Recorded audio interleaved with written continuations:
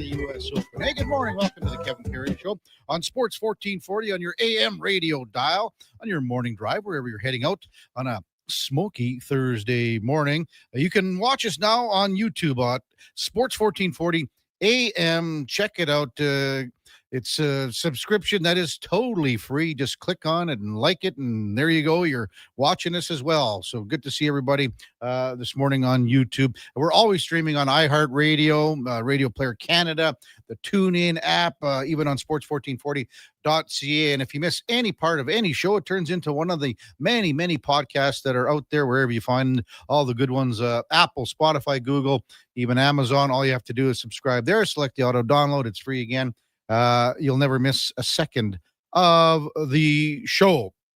So glad that you could come along for the drive. And man, so many good stories last night in the sporting world. And one of them was Felix Auger-Aliassime. And we saw, maybe about an hour and 15 minutes, an hour and 20 minutes of the match at the tail end of our show here on Sports 1440. And when you watched him at the beginning, you're thinking, it's not going to end well for Felix. But he goes on to beat Alex de Minaur 4-6, 7-6, 7-5, and 7-6.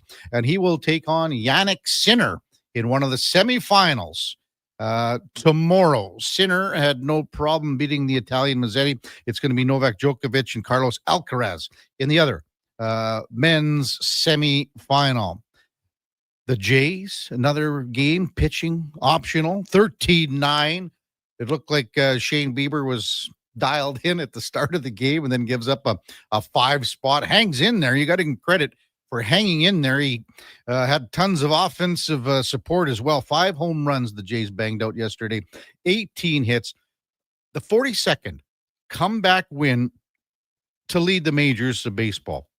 The news even gets better for the Blue Jays because both the New York Yankees and the Boston Red Sox lost last night. The Yankees basically imploded in the 8th inning in Houston. And now those two teams are 3.5 back of the Blue Jays. And when you're talking about the Yankees, the news for the Blue Jays is even better because those two teams start a series tomorrow in New York, 3-game set. But the Yankees have to play Houston one more time tonight. In Houston. So it's a later game. It's not like it's a getaway day game. So you're looking at the Yankees getting in pretty late. So the Blue Jays will have that going with for them as well for tomorrow's game. The big story today is the NFL back. And we will have the Philadelphia Eagles, the defending champs, raising the banner with the Dallas Cowboys in Philly. The bling will be out. The banner will be up. The atmosphere will be at a feverish pitch. And you know how crazy Philadelphia fans are. They go bananas, and they are going to go nutso tonight. And there's nothing more than the Philadelphia Eagles. Besides winning a Super Bowl, there's nothing more than Eagles fans like than beating the Dallas Cowboys. It is just, they just love it. They pounded them twice last year. There was a report out today, even from Adam Schefter earlier in the day, saying that the Eagles might have been in on Micah Parsons. And not just a little bit of a play. They were said, hey, can we get Parsons? If you want to deal Parsons, we'll gladly take him off your hands. Quickly shut down by Jerry Jones and the Cowboys. They were not dealing him interdivision, even though they deal him in conference to Green Bay. So that is a situation tonight that everyone will be watching. We're going to have Ed Kratz on from Sports Illustrated in Philadelphia to lead things off, and he's obviously pretty excited. Been on the show before. He's really excited to get things going. The Elks will get back to the practice field after a late practice, a shorter practice yesterday, in preparation for Saturday's Labor Day game against Saturday's Labor Day rematch against the Calgary Stampeders after the 28-7 loss in Calgary on Labor Day. Now, as for all the injured players we were talking about, we discussed this on Tuesday with Eddie Steele. So Niles Morgan, Jake Ceresna did not practice yesterday. Curly Gittins was limited, as were Nick Anderson and Jared Brinkman. When you look at the situation at linebacker, man, Nick Anderson's been on the 6-game injured list. Niles Morgan, obviously the heartbeat. Those two guys were, tied for tackles to lead the team last year. But obviously with Robbie Smith not on the defensive line, missing last game, he's on the 6th game. And with Jake Seresna not practicing and a short week, it remains to be seen exactly where things go there. We had Carter O'Donnell on yesterday. He practiced yesterday, obviously, and looks like he will suit up on Saturday. What kind of role he plays, that also remains to be seen. Oilers getting going. It sounds neat to see and neat to hear that. The Vets will be on the ice today, 10 o'clock, and tomorrow at the Downtown Community Arena. These 2 skates are now open to the media. So I would imagine many media are going to be heading down today. If not today, they will head down tomorrow, because that is when Connor McDavid is likely to speak to the Edmonton media for the first time. And main camp for the Vets, well, they report on the 17th. Main camp really starts on the 18th. The rookies report on the 10th, and we'll have a practice and a workout on the 11th, and then play their first preseason game, the 12th, against Calgary here in Edmonton at Rogers Place. Hey, let's welcome in the Duke of Delburne on a smoky Thursday.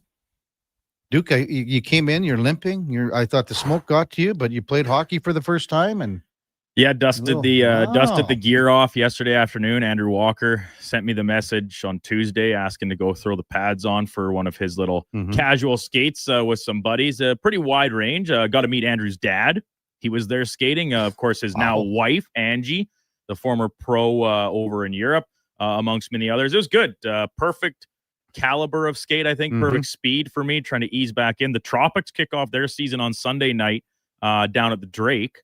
Yeah. So I won't be playing in net for that, thank goodness. But this was a good way to, remember that there are some muscles in your legs that you haven't really exerted very much in the past. What are we talking here? 5-6 months or so since the Tropics season last wrapped. And feeling a little sore today. So going to do some. You didn't go hard. Some heavy stretching. Oh, buddy, I laid it all on the line. I was triumph out there. Yeah, I'm sure they played the song for you as well. Full stretch a couple times on some cross ice passes. Doesn't mean I necessarily stopped them, but I was still laying it on the line. And you say you're going to play some goal for the Tropicana Orangemen this year? Yeah, it just depends usually on our guy Matt, his availability. He's got a life and kids and things, so if there's certain games that he can't make, I'm usually the first call. It's nice having somebody on the team available rather than having to scramble. Like there's literal Facebook groups that exist where you post in, hey, we need a goalie this time, this arena tonight. Who can make it? And then the goalies that are all parts of this respond. So not having to do that. What time was the game last night? What time did I skate yesterday? Yeah, it was the afternoon, 3 o'clock in the afternoon skate. So it was perfect. Missed a little bit of the Blue Jays game. Just the start. Yeah. I caught it on once I got home. I think I got back home and it was like the end of the 4th or 5th inning. Can't remember exactly. So 5 home runs last night. Springer, Barger, Guerrero Jr., Varsho, and Kirk with number 12. Duke, number 12. Yeah, hey, he's exceeded all my expectations, and I'm happy to admit that I was wrong. He's provided some much-needed power in this lineup. 18 hits. That's, that's a bandbox in Cincy. We all know that, and that's why a lot of the Reds players' numbers are inflated. Right. That's because the Great American Ballpark. Yeah, it's the Great American Bandbox is what it is. It's funny. 5 home runs for the Jays. None for the Reds. It's funny how she works sometimes. Yeah. 42nd comeback win. And we've talked about anything with this team, Duke. We said they're scrappy. And we liken them to Milwaukee. And maybe, you never know, maybe it's a Milwaukee-Toronto scrappy World Series. Text line 833-401-1440. Harry texted in a while back, said, hope for good air for the Elks game. Man, we've had such great weather, and just the last few days, the smoke's come in a little bit. Hopefully she blows out. She blows out by the time Saturday rolls around.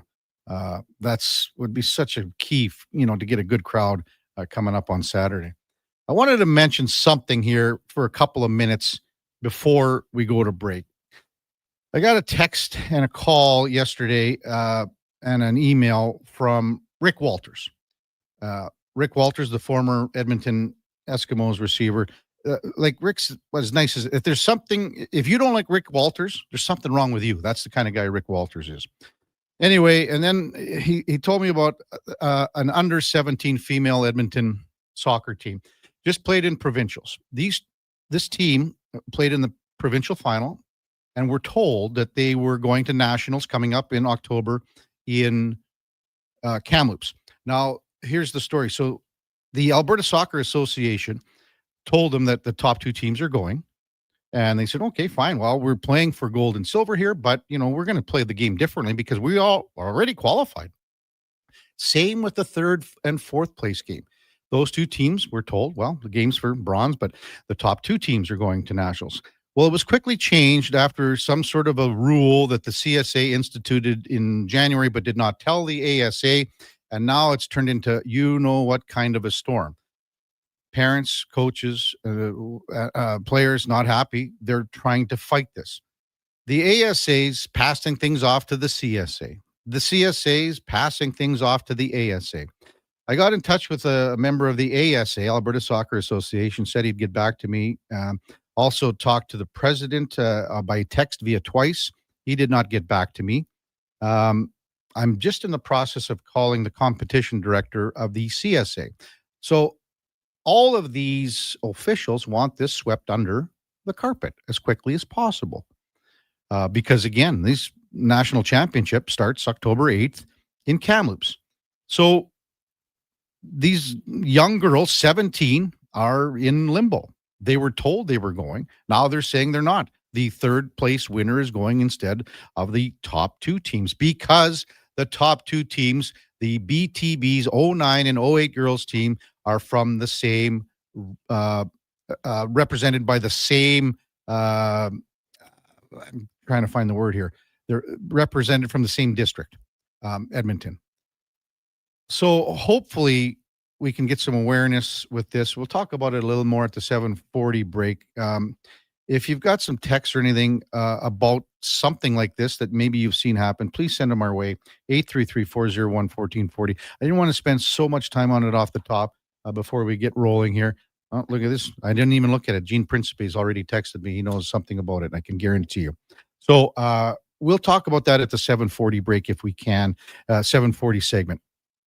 Coming up right after our first break, and we mentioned it right off the top, we will have Ed Kratz from Sports Illustrated in Philadelphia to talk about the game of the day, and it is the Philadelphia Eagles and the Dallas Cowboys. We got Mark Spector coming up in his usual 8 o'clock slot. Pete Caldera, NorthJersey.com, covers the New York Yankees, and they imploded in the 8th inning against Houston last night. Big loss for the Yankees. That helps the Jays, again, 3.5 up on both the Yankees and the Boston Red Sox.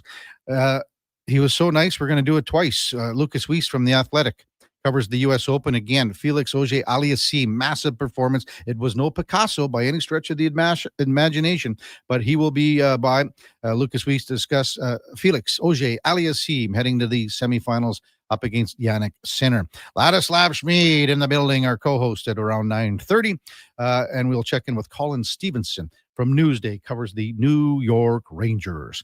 When we come back, Ed Kratz from Sports Illustrated covers the Philadelphia Eagles. It's the Kevin Carey Show with the Duke of Delburne, and also Josh Fenwick and Sam the Intern, all on Sports 1440 and on YouTube.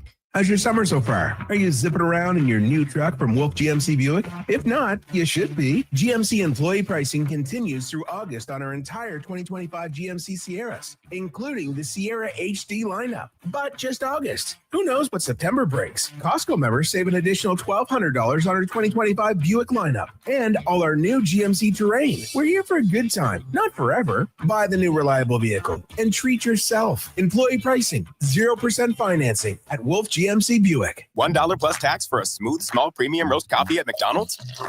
That means rich, full-bodied flavor at a price that's just as satisfying. Must be McCafe. Enjoy a small McCafe premium roast coffee for just $1 plus tax at participating McDonald's in Canada. Prices exclude delivery. RV Wars are back this weekend. 4 of the largest dealers in Western Canada are hosting a massive year-end RV show and sale at the Premium Outlet Mall by the Edmonton International Airport. Arcan RV, Travelland RV, Fraserway RV, and Go RV will be on site, clearing out all remaining stock. Shop early for best selection. Inventory is limited. Special finance rates, no payments for 6 months, and free winter storage. Don't miss out. Visit rvwars.ca. Some people wake up and get dressed for work in a suit and tie or a nice dress. At GS Construction, we're less fashion forward and more putting our best foot forward. We wear hard hats and steel-toe boots, and most importantly, we wear 50 years of experience with pride. It's not glamorous, it's definitely not easy, but it matters. We do it well. So if you'd like to be part of something where your work matters, GS Construction is hiring. Just remember, when you come for an interview, ditch the tie. See more at gsconstruction.ca. Silent Rides is one of Alberta's premier bus charter companies. With state-of-the-art motor coaches, we provide our customers with the safest and most reliable ground transportation. Our seatbelt-equipped buses have become the preferred carrier for many local sports teams, tours, corporate outings, and other various travel across Western Canada.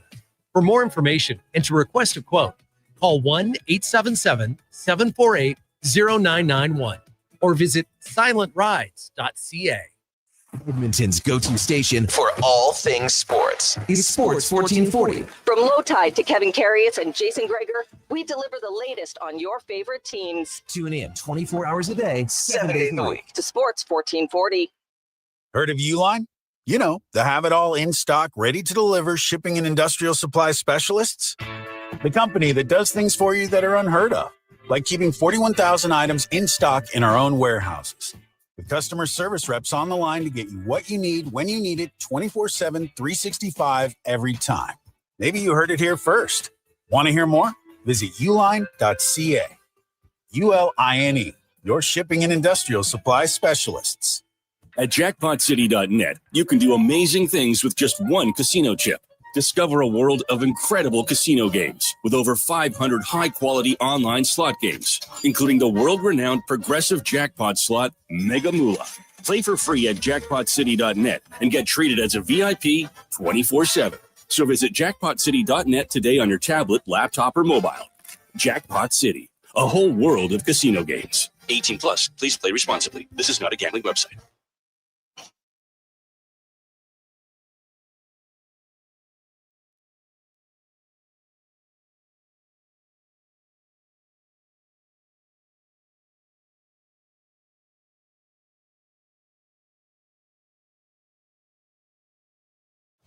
Stories, guests, and insights. This is Sports 1440 and the Kevin Karius Show.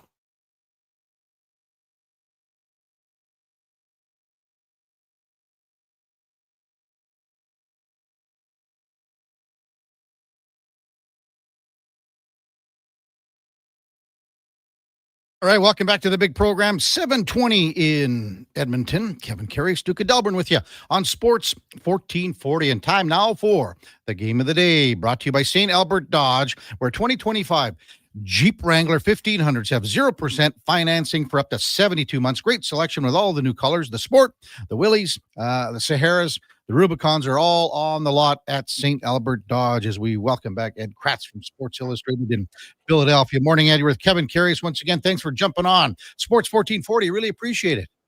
Hey, my pleasure, Kevin. Happy kickoff Thursday to you.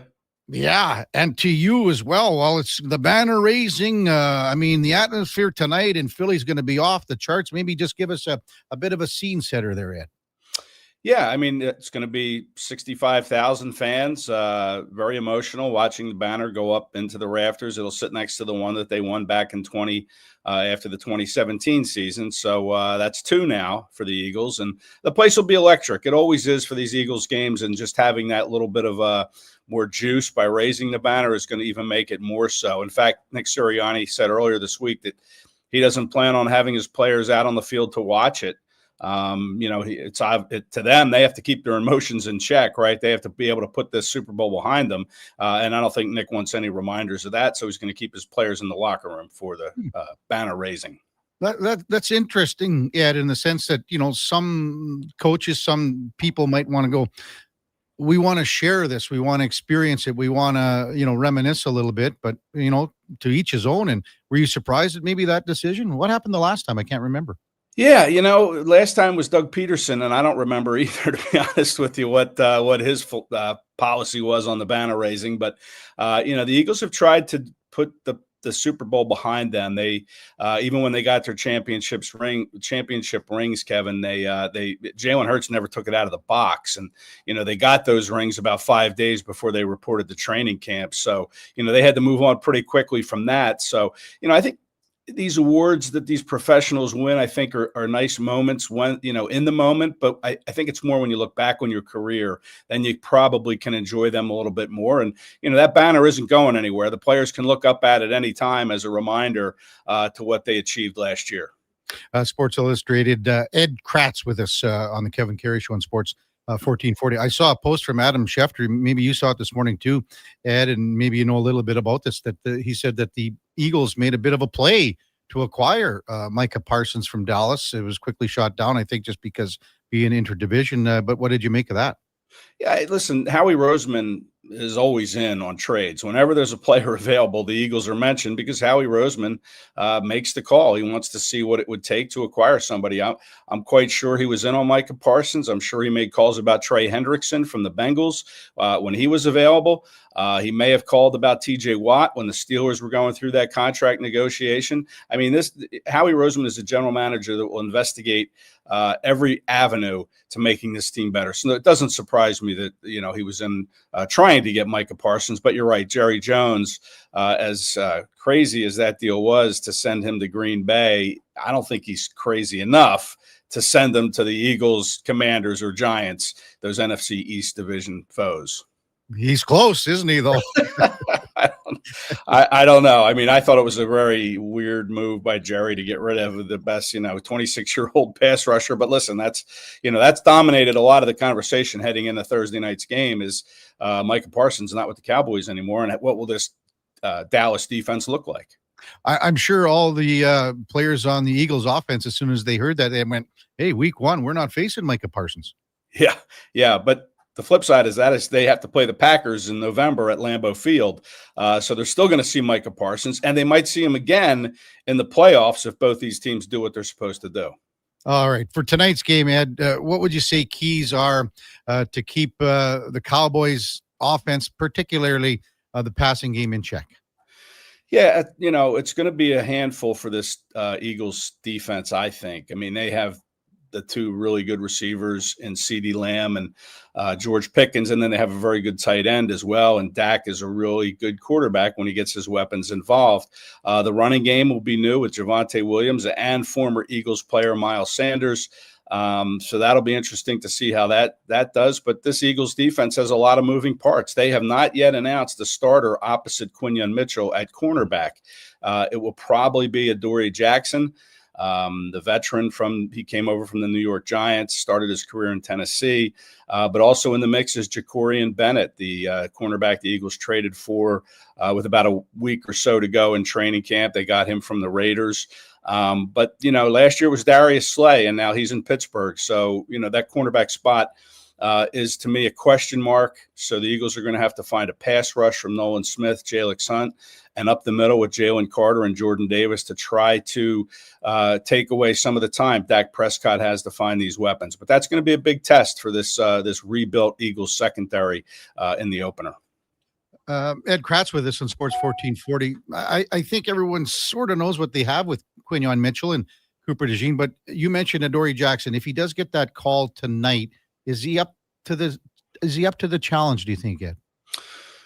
Well, I mean, based on the training camp that I just watched, I would say it's going to be an inconsistent show from Adoree Jackson. He did not show too much consistency in the camp, and that's why I think Howie Roseman went out and traded for Bennett from the Raiders just to kind of add competition to that room. Keely Ringo was one of those candidates to kind of challenge for that role, but he sort of fell by the wayside. He did not show well in camp or the preseason. Great special teams player, former fourth-round pick from the University of Georgia, but he just didn't really show the acumen to play the corner spot. So, I think him being a veteran is one reason why they're going to probably start him and not Bennett, like I said, just got here a couple weeks ago, still kind of learning the way Vic Fangio, their DC, wants to run things. But I wouldn't be surprised, if Jackson has kind of an uneven performance tonight, and the Eagles are probably going to have to score points. I could see this being a pretty high-scoring game, to be honest with you. Ed Kratz with us from Sports Illustrated in Philadelphia. I think most people, Ed, yourself included, have the Eagles defense top 5 going into this season. What makes them tick? I would assume you're going to say the same thing most people. It all starts up front on the line. Yeah, for sure. But we could even go to the next level with Zach Baun at linebacker. Baun's a great story. Came over from the Saints, mostly a special teams player, and played so well last year. He was one of the finalists for the league's Defensive Player of the Year award. I mean, this guy stuffed the stat sheet with sacks, interceptions, forced fumbles, had a couple fumble recoveries, led the team in tackles with, I think, 130 of them. They gave him a $3 3-year, $51 million contract. He was really the only player on that defense that they brought back from their Super Bowl season. So he's kind of going to be the leader, I think, of that defense. And you mentioned the line, Jalen Carter, Jordan Davis, Moro Ajomo, 7th-round pick a few years ago. They're expecting big things from him. Jalix Hunt on the edge. He was a 3rd-round pick just last year. Had a really good finish to his rookie season. And then Nolan Smith, who could be a double-digit sack guy if he lives up to his potential. But that Zach Baun is key. And then on the back end, they have Reed Blankenship at safety. He's a very good leader. They lost Chauncey Gardner-Johnson, their safety. They traded to the Texans. So, again, they have a rookie that could start there from Texas, Drew Makuba, or Sidney Brown, who's in his 3rd year now out of Illinois. He's Canadian guy, great guy. Twin brother plays running back for the Cincinnati Bengals, Chase Brown. But again, that's another question mark on this defense. But until they kind of figure this out, they're going to lean on Zach Baun and that defensive front. Yeah, Sidney Brown is where I was going to go next, Ed. I mean, we're pretty proud to have some great Canadians, as you know, down in the NFL. And you mentioned, both Sidney and Chase and, Chuba Hubbard. And we've got some great guys down there. Javon Holland's another one, down in Miami that moved out to the Giants now. But maybe just touch on what your thoughts are going to be on Sidney Brown going into this year. Yeah, the Eagles love Sidney Brown, and I talked to Sidney a lot in the locker room. He's just a really good person to talk to. He doesn't have any sort of ego that, gets in the way of any conversation. I mean, just a really, really good kid that'll talk about anything that you want. A big Sidney Brown fan. I'm sure his brother Chase is the same way. They're very close, of course. They talk a lot. Never had the chance to meet Chase or Javon Holland or anyone else, but I know Sidney. He's an A-plus guy, and I hope that he's a guy you root for. So I hope that last year he struggled with an injury. He tore his ACL in the final regular season game of the 2023 season, and that really hampered him last year. Didn't return till the midseason, and then it was hard to get him introduced into a new defense of Vic Fangio. So I'm hoping that, having a year now under his belt, he's been healthy, he's been out there every practice, that, he has a big role and he'll take advantage of the opportunity that's given to him. Ed, you mentioned Moro Ajomo. Is this a guy, again, drafted, 3 years ago now? Is this a guy that has been just biding his time and learning and is ready to break out? Yeah. I think you hit it on the head. And then Moro is just a smart kid. I mean, he showed up on campus at Texas. He was 17 years old, pretty young. So, he's still a really young kid, still developing, obviously. But, he came on strong toward the end of last season. And if you ask me who had the best training camp this summer, he would certainly be one that would come to mind. He had a fantastic summer, really showed speed, really showed, good get off of the football. I think he can play on the inside of the line and the outside. He's a little undersized, probably why he was a 7th-round pick out of Texas. But again, just a smart kid, very earnest, very passionate about the game. And those things go a long way. And I think you're going to see a pretty good season from Moro Ajomo this year. Ed Kratz from Sports Illustrated in Philadelphia, our guest on the Kevin Karius Show, 7:31 in Edmonton. I saved the offense for last in the sense, Ed, that it's, you're rolling out the same key pieces as last year's Super Bowl winning team. What do they do for an encore here, I guess, is what the question would be. Yeah, you could ask that about Saquon Barkley. Can he run for 2,000 yards again? That's never been done before. I wouldn't put it past him to do that, but I think the Eagles have to be very cognizant of his mileage. He carried the ball, had almost 500 touches last year between the regular season and playoffs. And, I think the Eagles' backfield depth is a little better. They added A.J. Dillon out of Boston College and went to Green Bay, missed all of last year with a neck injury. He looks good to go. Will Shipley from Clemson is in his second year now. Looks a lot better, a lot more comfortable. So I think they have more depth and might be a little bit better equipped to give Barkley some time, off during games, not give him the ball so much. But again, they might, and maybe he does threaten the 2,000 yards. But the offense has been together now, aside from Barkley. This is his second year. They've been together a long time. Jalen Hurts starts his 5th season this year as the starter. A.J. Brown came here 3 years ago in a trade, so they've been together. Devontae Smith was drafted here in 2021, so he's been here with Jalen for those years. Dallas Goedert, their tight end, still in this offense. It's a lot of the same pieces, except at right guard. Where the new, they had Mekhi Becton. They let him walk in free agency. He was really good at guard. Now they're breaking in this third-year kid from Alabama. Tyler Steen has gotten stronger, has never played guard before getting to Philadelphia. He was a tackle at Alabama. Took him some time to learn guard, but he's a new piece on that offensive line, and we'll see if he can just kind of make that transition seamlessly. But other than that, you're right. This is an offense that's been together for years and years, and you'd expect them to be able to put a lot of points on the board. And I got to ask you about another Canadian, Ed and John Mechie III. His brother Royce plays up here for the team here in Edmonton for the Elks. I had a great conversation with Royce a couple of weeks ago about John. This was before he was traded from Houston, and his journey being had acute leukemia and what the family went through and how much time he missed. Have you had a chance to sit down with John Mechie III at all here, Ed? And I mean, if he's anything like his brother Royce, he's a remarkable individual. Yeah, listen, I have talked to him a little bit. He hasn't been here too long, but he's just got obviously a whole different perspective on life, on football, on everything, having gone through his battle with cancer. So that gives everyone a new perspective, and he's a survivor, and good. That's great for him. Can he help this team on the field? I think he can. He's probably the 4th receiver right now behind Brown and Devontae Smith and Jahan Dotson. But he's a very bright young man.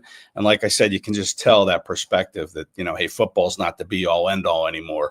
And that's probably a good thing. He's got his life in perspective, and, another easy player like Sidney Brown to root for. You hope he does well, but how many opportunities will he get with an offense like the Eagles? We'll see. A great depth piece to have should something happen to Smith or Brown in game, or some injury that might cost them a couple weeks. I think Mechie would be up for the task to kind of fill in and plug that hole in the dike, as it were, if something were to happen to those top 2 guys. Yeah. As far as the NFC East goes, Ed, everyone just is basically giving the division to Philadelphia. You still got to go out and win it. But the talent is there. The team is there. Don't have to tell you that. But how do you see the rest of the division shaping up here? Yeah, I think it's getting stronger. I like what the Giants did. I think Jackson Dart has some potential to be that quarterback of the future. And I love the fact that he's sitting behind a veteran. We see a lot of situations where young quarterbacks are thrust into the job day one and they struggle, and then they get their confidence beat up a little bit, and it's hard to come back from that. So I like the fact that he's going to sit and watch from one of the best in Russell Wilson. I love the Giants defense. They drafted Abdul Carter. They should be a beast on defense. Maybe it's 7-8 wins for the Giants. I don't know if they have enough on offense yet, but they're definitely a team on the rise. Then you go to, the Cowboys, losing Micah Parsons, adding George Pickens in that receiver group. If they can stay healthy, maybe they make a good push to unseat the Eagles as division champs. And then, of course, the Commanders. We'll see if that last year was not, I don't want to say a fluke. I mean, they have a really good roster there, but it's an old roster. Can they hold up through 17 games, especially on defense? Their defense gave up 55 points to the Eagles in the championship game. I'm not sure how much better they've gotten. I think they might take a little bit of a step back, and I like the Cowboys to kind of push, even without Micah Parsons. I like the Cowboys to kind of give the Eagles a good run for the money to win the NFC East. Well, can't wait for tonight, Ed. I'm sure you're in the same boat. As always, thanks for coming on. Really appreciate your time. Enjoy week 1 and the rest of the season. Hope to talk to you soon. Thanks, Kevin. Appreciate it. All right, that's Ed Kratz, Sports Illustrated in Philadelphia. And our game of the day brought to you by St. Albert Dodge. The biggest sale of the year is on right now, the in-stock Ram 1500s. The sports, all discounted by a whopping $14,000, over 90 to choose from, including the Night Edition and the GT models, only at staldbertdodge.com. When we come back, we'll get to some of your text, 833-401-1440. What's the over-under for tonight, Duke, in this game? As he said, Ed was saying that it's going to be a high-scoring game. Is it 47.5? That was the last I saw. The current line is 47.5. Eagles favored by 8.5. Wow. I'm thinking Ed's going over. I think I would be inclined to agree. I always think, though, it's funny at the start of the season, you always say, well, sometimes the defense has a bit of an edge. Yeah. It's just like pitching in baseball, right? The pitching has an edge to start because of timing. Yeah, and things like obviously there is finesse and plenty of game plan that goes into the defense, but the principle of just go out there and tackle your opponent is simpler in concept than executing an offense, either pass or run scheme. So usually in the early season, I think do believe the numbers dictate that defenses and unders do have, as you said, an edge. But man, I don't know, this Cowboys defense right now, I don't know how they're going to stop the Eagles, particularly to get after Jalen Hurts and get on the pass rush. So I think there's going to be some points on the board. What did we say earlier in the week? Just run at Kenny Clark all night long. And then as soon as Barkley rips off a 7-8 yarder, automatic shot to Jerry Jones. Automatic camera shot. Yeah. Automatic camera shot to Jerry Jones looking, we were going to stop the run. So good. Yeah. Can't wait. Again, when we get back, we'll talk to some of our listeners on the text line, 833-401-1440. It's Kevin Carey Show with the Duke of Delburne and Josh Fenwick and Sam the Intern, a.k.a. Sam the Record Man, on Sports 1440 and streaming on YouTube. Seriously, another door knocker? I really want to go solar, but these high-pressure tactics are exhausting. And their prices are unbelievable. Before we do anything, let's call Great Canadian Solar. There's a better way to go solar. Great Canadian Solar provides honest advice and fair pricing to save you from overpaying. They're easy to deal with and will never put pressure on you to buy. As a trusted local business for over 15 years, Great Canadian Solar will support you in your solar journey. Visit GreatCanadianSolar.com and call today to get started. I'm a little hungry. I've got booster balls from Booster Juice. Booster what now? Booster balls. They're little protein bites packed with nutrients. Chewy, crunchy, yummy, and new flavors all the time. Like this little guy. The new mint chocolate booster ball. Peppermint, cocoa, coconut, peanut butter, maple syrup, all rolled up into a delightful little bite-sized snack. Why am I just hearing about this now? I don't know. Can I have one? No. Booster Juice, Canadian born, blending since 1999. If you're looking for the ultimate off-road adventure, you'll find it in a Jeep Wrangler. And if you're looking for the ultimate financing deal on a Wrangler, you'll find it at St. Albert Dodge. Right now, St. Albert Dodge is offering 0% financing for up to 72 months OAC on their full selection of 2025 Jeep Wranglers. And it's a great selection. Sport, Willys, Sahara, and Rubicon, plus all the new colors, all on the lot, ready to go at 0%. Come see how easy it is to do business at St. Albert Dodge. Blue Jays fans, this weekend and every weekend, you can catch Toronto Blue Jays ball games right here on Sports 1440. Ben Schulman provides the play-by-play. You provide the chips and beer. Check out the Blue Jays this weekend on Edmonton's home for sports. Sports 1440. Prepare for the pulse-pounding excitement of Indian relay races. This is the original extreme sport. 3 teams, 1 wild season, and they're all chasing glory. To be successful, it can't ride safe. Horse Warriors. It's on Thursday nights on APTN TV. You're gonna love it. Premieres September 4th. Plan for success in 2026 with help from the Co-op Grow Team. With the latest on-farm technology, our agronomists will work with you to gather and interpret soil samples, analyze data, and gain more insight into your fields. We offer local expertise and trusted advice to help you plan your inputs and prepare for the unexpected. Get ready to make data-driven decisions with Co-op Egg Zone Fields. Make a successful 2026 crop plan to meet your field's potential. Talk to your Co-op Grow Team today.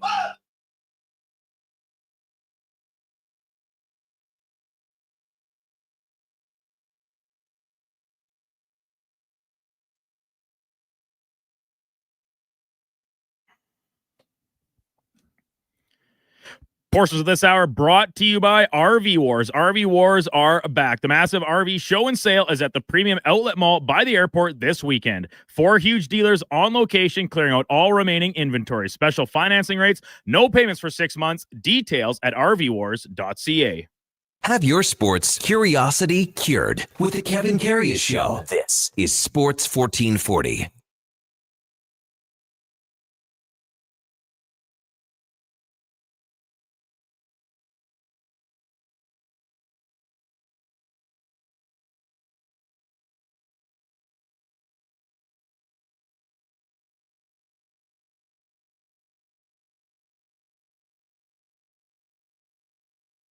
All right, welcome back to the big program.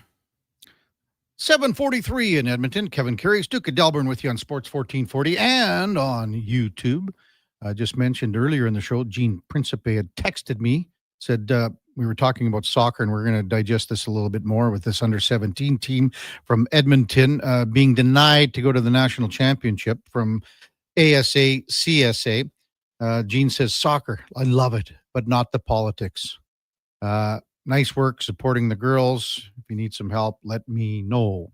From Gene Prince. And Gene's heavily involved in soccer. Was a ref for many years and things like that. Text line rolling in 833-401-1440. Stair Farmer says, the poor kids, it's so disappointing. Harry says, it happened to me 30 years ago. ASA would not allow my team to go to provincials. Went undefeated. Calgary Soccer banned us. So I've reached out to several people within the Alberta Soccer Association. I've texted the president of the ASA, Danny Bowie, twice. I've texted the president, actually the competition director of the Canadian Soccer Association, Richard Scott. Have not been able to get a response from either of these gentlemen. Being in media for 35 years, one thing that if you've ever watched news stories on television, what do they do at the end of the story? The reporter will come on and said, our request to X were not, they did not respond to our request for an interview, a phone call. Whenever that happens, it is a massive red flag from the people you're trying to contact because they want this story to go away. And again, we'll give you the Reader's Digest of the story. It was the provincial championship in Edmonton a couple of weekends ago now. 2 teams from the Edmonton BTB Soccer Association met in the final, the 09 group and the 08 group. Before the game, they were told that both teams would be going to nationals in Kamloops coming up in October. The 3rd and 4th place game as well with teams from Calgary were told, this is, basically you're playing from bronze, but the other 2 teams are going to nationals. Think about how you would have changed how you play your game in the gold medal game or even the bronze medal game had you thought you were going to nationals. It would have changed immensely. Now, that to me is a big part of the story. Anyway, the 2 teams were informed after the gold and silver medals from the same club, again, BTB 09 and 08. They started the certification process for nationals. They took headshots of players from both teams to submit to Canada Soccer. 2 days after, the club was informed by a member of the soccer community, not by the Alberta Soccer Association, that ASA was now intending to send the 3rd place team to nationals instead of the 2nd place team. It's based on an amendment from the Canada Soccer Association that happened in January, where teams were not able to send 2 teams from the same club representing a province in the same division. But the CSA did not notify anyone of this amendment. Now that's where lies the rub. All these girls thought they were going to nationals. Now the CSA wants this swept under the carpet. ASA wants nothing to do with it. The girls are the ones that are hurt in this situation. They were told they were going to the National Soccer Championship for U17 females coming up October 8th to the 13th in Kamloops. Now they're not going. But obviously parents, coaches on this team are trying to get the ball rolling, and we're trying to help them a little bit. I think everyone wants to fight for the little guy, and this is the little gals, if you want to call it that. So if there's something you think about, send us a text our way, 833-401-1440. I thought it would be important to talk about that. Again, we do much more than just Oilers. It's local sports here. We try to do what's for the best interest. And again, even when I was talking, and I mentioned Rick Walters, who I spoke with yesterday, also spoke with Ardette Horsfield, who's the mother and assistant coach on this team. And, you know, they're very upset, and how can you blame them? But when you're doing a story like this, and I said to both of them, I said, well, it's a television story. It's not like a talk show host story, but we can give you some time. The other thing is, when you do a story like this, you have to have balance. And that's why I was saying, like, when I notify and contact officials from both the Alberta Soccer Association and the Canadian Soccer Association, and they don't get back, well, then you wonder where their priorities are. So hopefully this helps the girls a little bit, can raise some awareness and get some publicity, and hopefully it can work out. Again, you know, you got to look at travel. You're looking at hotels, funding. I mean, you got school, the kids are out of school. There's many, many things to come into play here. And again, you're looking at high school kids here, under 17. So 7:48, Kevin Carey Show with the Duke of Delburne on Sports 1440. Duke, what do you make of Felix Auger-Aliassime? And again, you watched the first hour of that match. I think there was no this guy. I mean, Alex Demonauer, he wanted to get into the match where he wanted long rallies, and he was successful at that early. Felix's strength is serving, and he was successful at that early. But when I saw that first set, I was like, all right, this is going to be over in 3, maybe 4.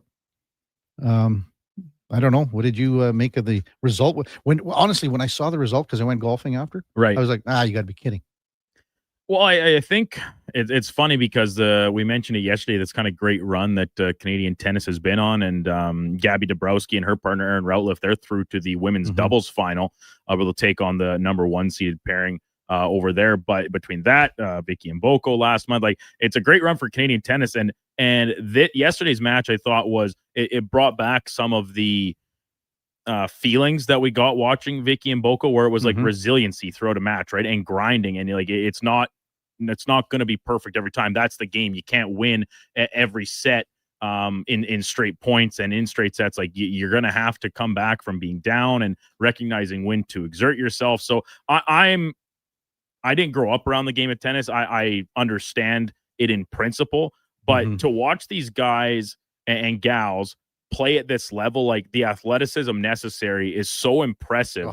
And the speed, the touch, it's you need all elements in a game to be successful when you're into a major tournament, a major championship, and into the quarters, semis, and hopefully the finals for Felix. It's like he's a physical specimen, and I love the way he battled in the match, because, like you said, Demonauer is a really tough opponent. He's going to have an even tougher one now in Yannick Sinner. Hopefully he brings his best to the table. I guess it'd be tomorrow. Is the semi, right? Yeah, the semis are tomorrow. Yeah. You know what's funny, Duke, is, you know, there's an old phrase, it's the players know. Well, the athletes know. And when you get a guy like yesterday in studio, David Schlemko, talking about, you know, how tough tennis is and how great it is, the athleticism, as you mentioned, when you hear, like, how many times have you seen Laddie Schmid in here watching the tennis and going, wow, this is great. How many athletes do you see in the stands being marveled at the athleticism? So they know how tough this is. And I mean, right now, this is bringing back To me, it's probably the similarity right now is it not Bianca Andreescu? And that's, when she won the U.S. Open. And now we've got, a Canadian male that is, one match away, maybe a bigger hill to climb, maybe a bigger mountain. But this is what it's reminding me about Bianca. I don't know, similar to you or? You definitely get drawbacks to that. And you can go back for like Jeannie Bouchard's run to the final at Wimbledon, right? She like it's unique because there have been a lot of good Canadian tennis players over the years, but none of them, I don't think, and maybe going back before my time, and you can comment on that, Kevin, like, have we ever seen one really be at the top of the pyramid, right? And it's such a bigger sport in Europe and across the United States than I think it is here in Canada. But we're kind of starting to see that now, where we can reasonably expect when some of our countrymen and women participate in these tournaments, we expect them to do well. It's not just a feel-good story anymore. They're ranked players. They come in with some cachet. And as a result, we're kind of seeing that. Like this, in Felix's case, this is a guy that's been to a U.S. Open semifinal before. I think he placed at the Olympics in the past. So this is kind of him getting a little bit of extra shine right now, and it's very well worth it. So it definitely gives you callbacks to past Canadians making runs, hopefully. And it's at the point now where he's been around long, the staying power is the important thing here and not just be a flash in the pan. Yeah, right on. Chomsker's text in says, I needed this. First time ever since Federer retired. I've been sort of lost with tennis. This is a fair comment. Bad Captain says Felix has a much better career than Bianca. We're not comparing careers. I'm just saying the feeling right now because it's the U.S. Open. That's the comparison. Bad Captain. Also text coming in from the soccer, what we're talking about with the soccer girls, the under 17 team. Brew Crew says, KK, love the reporting instincts coming from you on this soccer issue. Soccer's how the best players go based on merit, not geography. I hope Sports 1440 makes this an issue all day. Well, hopefully this helps them, Brew Crew, for sure. Hopefully it helps them. Brad says, brutal. I hate politics in sports. Poor girls. IMAC. P.S. Go KK and add Gene as your muscle. All right. Yes. Andrew texts in, Felix Auger-Aliassime isn't the same feeling. Bianca, you felt had a chance. Great for Felix, but he's toast. Oh, so he doesn't have to even go and play the match? Is that what happens, Duke? So he just. That's why you play the game. He retires, right? That's why you play the game. Oh, so he has to play the match. I see. When we come back, we got Mark Spector from Rogers Sportsnet in the 8 o'clock hour in his usual slot.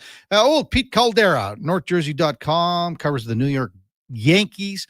They lost a tough one last night. Cody Bellinger hit a 3-run home run in the 9th to make it interesting, but 8-7 the final.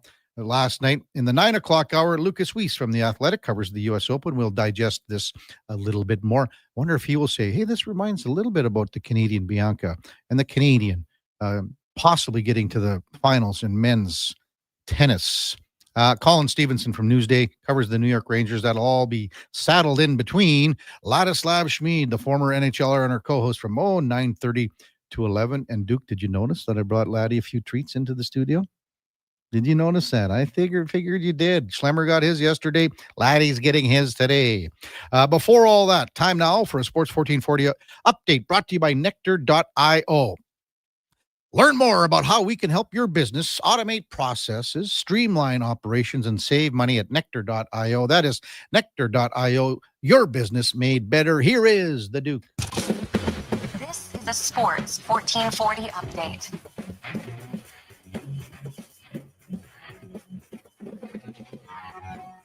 Last night from Cincinnati, the Toronto Blue Jays taking the rubber match over the Reds, 13-9 the final. Jays homering 5 times in the victory, including George Springer. 3 for 4 on the night, 2 walks and an RBI to go alongside. Elsewhere around the majors, New York Mets falling at the hands of the Tigers 6-2. Orioles win in San Diego 7-5. Dodgers blank by the Pirates 3-0. Inside the AL East, the Red Sox lose to the Guardians 8-1. Rays top the Mariners 9-4. And the Yankees, they implode late. They lose to the Astros 7-8. In Chicago, rookie phenom Cade Horton taking a no-hitter into the 5th inning, but pulled from the game due to a pitch count set by the staff. Cubs lose that one 5-1. From the NFL, reports coming out that the Cook family reportedly agreed to purchase a 10% stake in the New York Giants. It's now pending approval by league owners. And from the U.S. Open in New York, men's singles, Canadian Felix Auger-Aliassime dropped the first set to Alex de Minaur, but rattled off 3 straight to win the match and advance through to the semifinals, where he'll take on Yannick Sinner. And in women's doubles, Canadian Gabby Dabrowski, her partner Aaron Routliffe, they win in straight sets over the Italian pair of Jasmine Paolini and Irani. They're now through to the finals. Coming up in hour 2 of the Kevin Karius Show, we'll be joined by Sportsnet's Mark Spector, as well as Pete Caldera from NorthJersey.com covering the New York Yankees. I'm Brandon Douglas at your Sports 1440 update. Sports 1440 in West Edmonton Mall and Wetaskiwin. CKJR is a Stingray radio station. Download the free radio player app and listen wherever you go. Well, get ready for a silly hockey fans. Your partner in power just skated onto the ice. EWEL.ca, the new e-commerce website for electrical wholesalers Edmonton, is ready for the power play 24/7, 365. UL skates to where the puck will be in 5 years. Now that's forward thinking. Killer selection, slamming products from the best brands, and legendary service. Don't sit on the bench. Get your account today at EWEL.ca and win that project. Plug into your partner in power. Get an EWEL.ca account today. Is your company drowning in paperwork and administrative tasks? Do you need more data to make better decisions? Nectar.io is your company's all-in-one solution for fleet and materials management, safety, time cards, and GIS-based project management. Now is the time to capture and transform field, site, and shop data into boardroom-level business intelligence, all with one login. Visit Nectar.io to book a demo today. Nectar.io, your business made better. God said, I need somebody to get up before dawn, milk cows, work all day in the fields, milk cows again, eat supper, go to town, and stay all night at a meeting of the school board. So God made a farmer. Hi, Mike here from Northgate Chevrolet Buick GMC. We are so thankful God made a farmer. For the month of September, it is our goal to feed 500 families. With every vehicle sold, we will feed a family of 4. So please help us reach our goal. Visit us online at northgategm.com. You wanted local sports on weekends. Saturday mornings at 9, check out the Saturday Sports Setup, where we'll tee up what's happening on the weekend sports scene. Tune in Saturday morning at 9 on Sports 1440. Listen up, because you're not going to want to miss this. Right now is your chance to get in on Play Alberta's biggest offer ever. For a limited time only, new players can get up to a $1,000 casino bonus when they sign up. There's never been a better time to join the fun. Visit playalberta.ca today to get started with casino, sports, and lottery all in one app. Must be 18 plus to play. Remember, if you gamble, use your game sense. Farm, ranch, acreage, or lake lot. They're here to help at Bashaw Concrete Products. Family owned and operated for 60 years. They continue to provide the best products and service, period. Call now for your free quote on the highest quality ready mix and gravel, a new septic tank, or an outhouse pad and tank, plus precast cattle water pads, garage sumps, and more. Call 780-372-3854 for prompt delivery. Bashaw Concrete Products, 780-372-3854. BashawConcrete.com.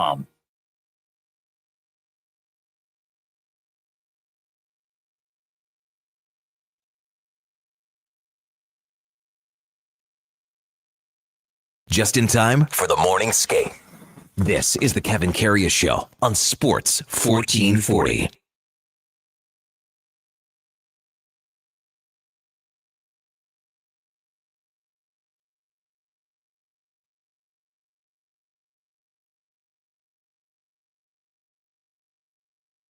All right, welcome back to the big program. 801 in Edmonton. Kevin Karius, Duke of Delburne with you, as well as Josh Fenwick and Sam the Intern on Sports 1440. And we're streaming on YouTube, all starting this week. Glad to have you along for the ride on a smoky Thursday morning. Hopefully she clears off here soon for the weekend. Time now for On the Mark, brought to you by Northgate Chevrolet, Buick, and GMC. In September, Northgate is helping feed families. For every truck sold, they will feed a family of 4. Farmers and small business owners get preferred rates as well in September at Northgate. Hey, this truck's for you as we welcome in Mark Spector from Rogers Sportsnet. Good morning, Spec. Good morning, Spec. Hello, Spec. Can you hear us, buddy? Oh, boy. There you are. Hey, Spec. How you doing, big fella? Sorry, pal. How are you, man? Oh, I'm doing okay. How are you? Doing great. It's a beautiful day, a little smoky. I see some of the boys are back in town. I saw Pod Colson was skating yesterday. Sounds like they're filtering in. Well, the Vets are going to be on the ice today at the downtown community arena, correct? It's at 10 o'clock, open to the media. And then tomorrow, it appears that Connor McDavid will address the media, Spec. That's what we're hearing, yes. So let's see how all that rolls out, huh? Well, if that's what we're hearing, that's what we're hearing, correct? Yeah, that's what we're hearing for sure. So, listen, everyone knows it's not even an elephant in the room. We all know what's going on here. Mm-hmm. This is what we talked about. If he's not signed by camp, it's going to be a topic. And starting on Friday, it'll be a topic. That's for sure. If it's not already. And camp technically starts on the 18th, right? 17th is when they report. That's right. So where are we here? We're it's still only the 4th.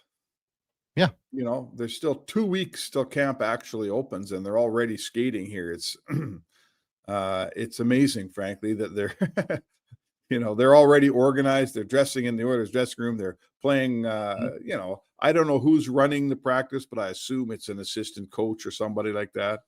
I don't think so, Spec. I don't know if they're allowed to at this point, are they? I think they are. I don't know. I think they didn't. I know for sure in the past it's been Oilers personnel that have been used to be like Dave Pelletier or someone like that be running the practice.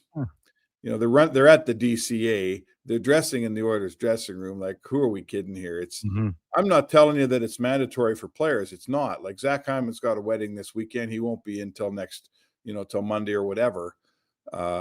They're not allowed to order players to come to town yet. That's part of the CBA.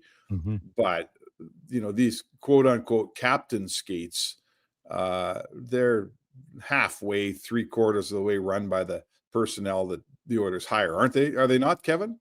I'll be honest, Spec. I'm not 100% sure if there would be a coach on the ice today or tomorrow, like an assistant coach. I know it wouldn't be a guy like Knobloch or anything like that. I know that. Not Knobloch, just somebody, running a practice. That's all. But let's see what happens. I mean, I've seen it in the past. They have been for sure. But let's see what happens now.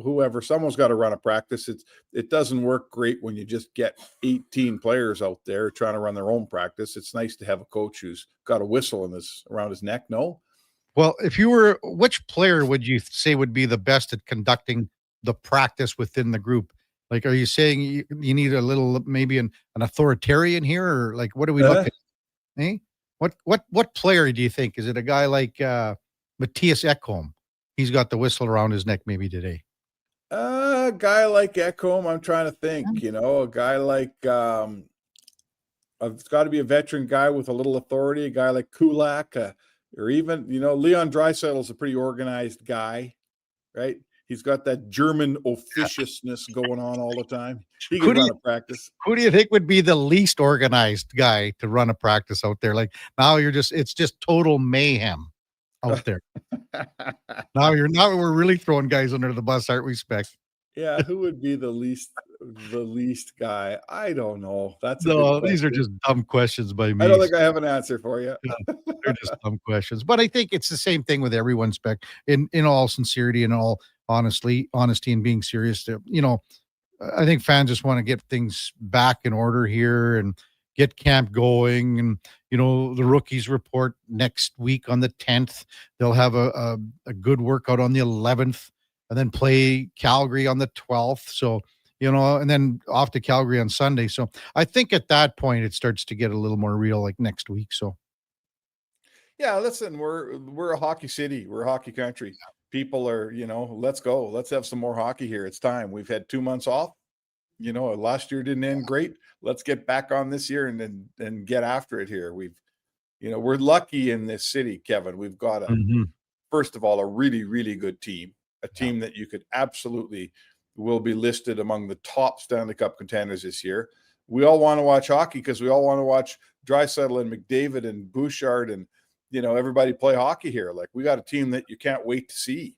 You know, there are cities where they're looking at their team going, oh, man, I hope we're still in this thing in December. We've been that city, right? We've been that city. So, and it's not only that, Spec, like, we're so lucky here, and you can go back to the eras that we've had. We've had players in this city that will bring fans out of the seats. And that happens. You could go to a game and you're going to go, something unreal is going to happen tonight. And especially with Connor and Leon in the last decade, something unreal could happen tonight. And that's why everyone's so excited, I think. Well, yeah. And it's when you're going to see them play Columbus on a Tuesday night, you know for sure, like, you don't know for sure, you know, the possibility that someone's going off tonight and you're going to see a play that you're going to tell people about at the office tomorrow, and you're going to talk about, you're going to remember the rest of your life. That's when I was a young guy, a young reporter, I got to go in the press box when I was working for the Gateway, and Bill Tuelle gave me a press pass, and the guy at CJSR, Blaine Ostapovich, and what a thrill to be in an NHL press box. But I can remember putting the binoculars on Gretzky and just watching him the whole shift, just following him around the rink and seeing the little things he did. And, you know, like, you don't do that when your best player is Dave Lowry or, you know, or whoever. So it was a thrill to have Gretzky in town. Like, Edmonton and Pittsburgh, how do we get Gretzky and McDavid and they get Lemieux and Crosby? Like, it's not, frankly, it's not really fair. Yeah, exactly. Just had a text in here, Spec, from, I got to find it here. The Real Duke, actually, the Real Duke. Well, it came, and it's from an article this morning out of Minnesota. Wild owner Craig Leopold saying that Kirill Kaprizov will be the largest deal in NHL history. That's from the owner in Minnesota. So that's obviously surpassing what Leon Draisaitl signed. To me, I mean, Kaprizov is an unreal player, a hell of a player. If you're building a team, starting a team, who are you taking, Leon or Kaprizov? Oh, I probably lean towards. I'm leaning towards Leon, to be honest with you. I'm probably leaning towards Leon. I mean, I guess I'm not biased because I'm an Oilers fan. I would be biased because I've just watched him play and seen all the things that he can do. Yeah. You know, he's such a well-rounded player. I mean, he's a 50-goal, 100-point guy. To me, that's the guy that can score 50 and get 100 points is, you know, and he wins his face-offs, right? He's a winner. He produces at the key time. All the things. I can't pick anyone over. I couldn't pick Kaprizov over Draisaitl. That's not knocking Kaprizov. Yeah. He's an unbelievable player. I think the reason he gets the most money is if the longer the deal, the higher the AAV. That's how it works here. So that tells me that if Leopold's saying that about him, that means they're probably trying to think they'll sign him to an 8-year deal. And an 8-year deal right now would have to be, you know, whatever 20% of this year's cap is. I think it's 19.1 or something. Well, I'm saying it would maybe be at 14.25. How's that sound? So it's just a touch higher than Leon's, only because it was signed a year later. Oh, sure. Like, that's the way the PA wants it that way. The best guy should always, you know, each year the number should go up. The number should go up. And because the salary cap's going up, it will. You know, it will go up. Like, here's what you got to realize. So let's use Connor McDavid for an example, Kev. If he signs a contract this week, he can take 20% of this year's salary cap. And I believe that number is just over 19 million. But his contract doesn't kick in until next year, right? So the number 19.1 is like 18% of next year's cap. And then the next year, it's about 17, getting into the 16%, right? Well, we're basically thinking it's going to go up like between 8, 9, 10, 11, 12, depending on the year. Right. So my point would be, if you're the best player, a top 5 player in the world, and let's say you settle for 18% of the cap this year, well, by the time your contract kicks in, you're already down to 17, and 5 years into your contract, you're probably down to about 13. So that to me is, if I'm an agent, that's why I sign if I'm Kaprizov, if I'm McDavid, I tell my guy, don't sign for more than 4 years. Don't sign for more than 4 years. The other thing, when I look at the two, I would say, and I mean, not just because Kaprizov was injured last year, do you not think that Leon's a little more durable? Well, I mean, in his career, Leon's proven. I mean, that's just one more thing that I failed to list when I was trying to think of all the good things about this player. We've watched him limp through playoff series where he could barely move, and he plays. Like, there is this guy doesn't take a night off because he's got an owie, right? Yeah. Listen, he's Leon Draisaitl. Let's face it, he's been around long enough now. We can say I never saw Jean Beliveau play much, just as a little kid, right? Same with you. I mean, I remember big number 4, and everyone spoke so glowingly about him. But he was a tall, elegant player who slowed the game to whatever pace he wanted.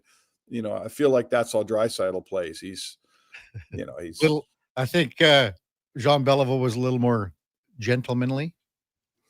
Well, maybe. I don't know. Back then, you had to be tough to operate, man.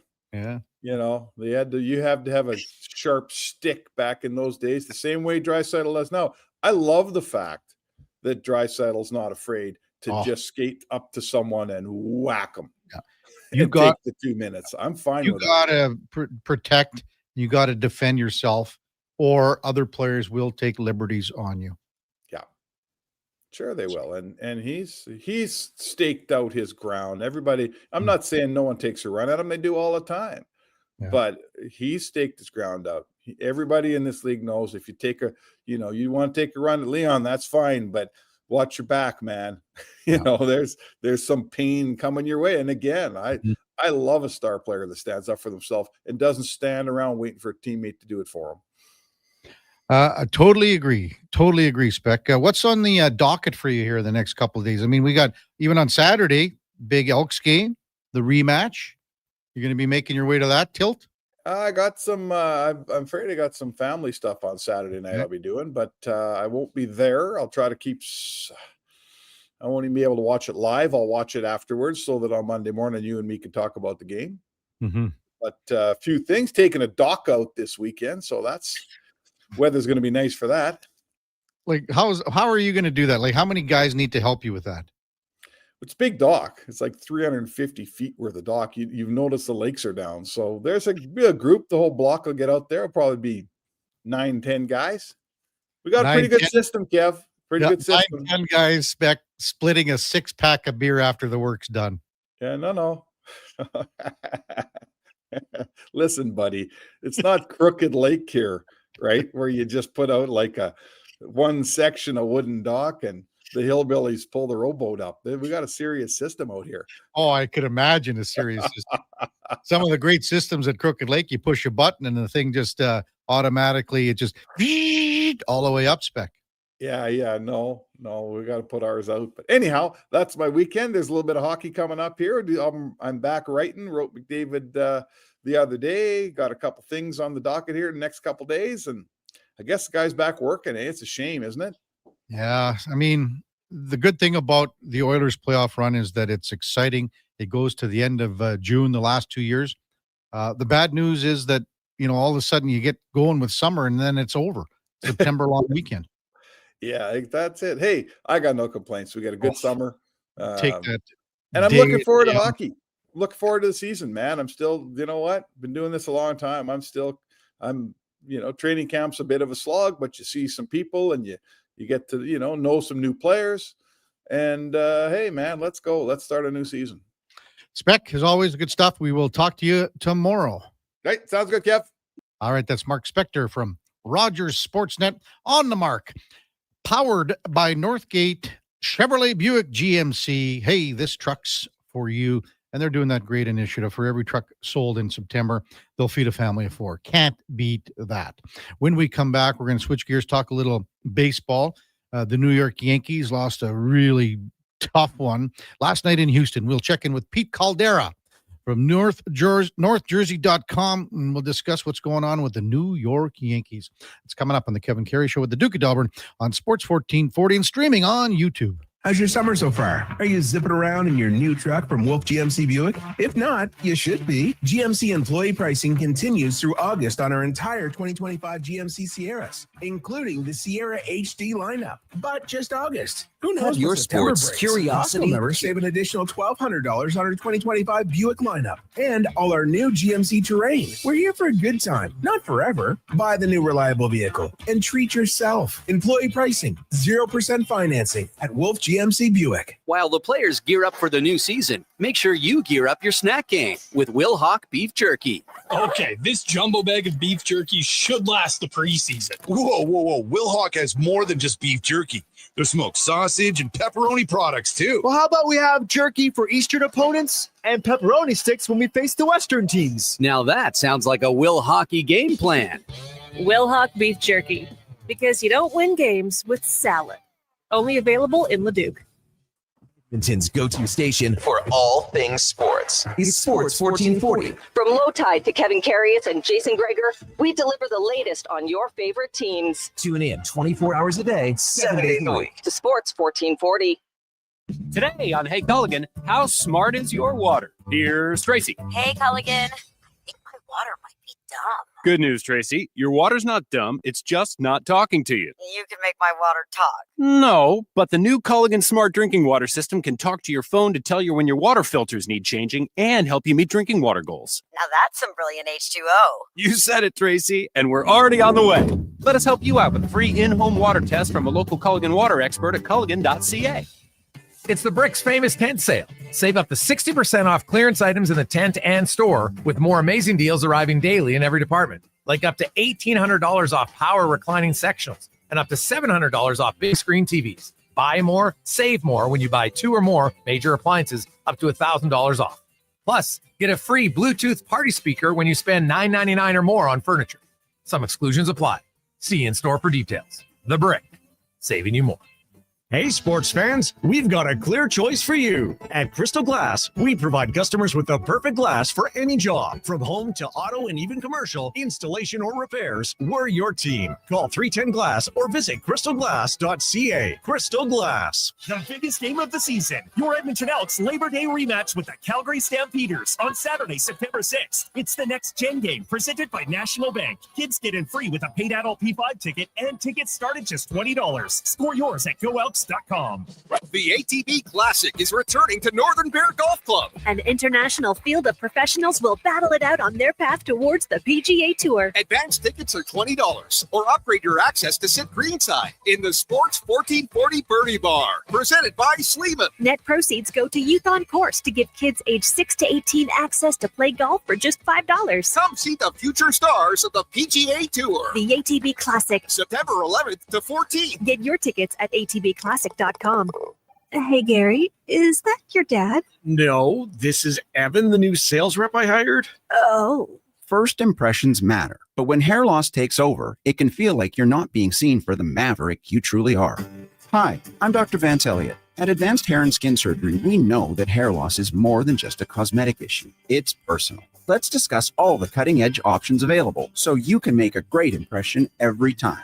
Book a free consultation today at drvanceelliott.com.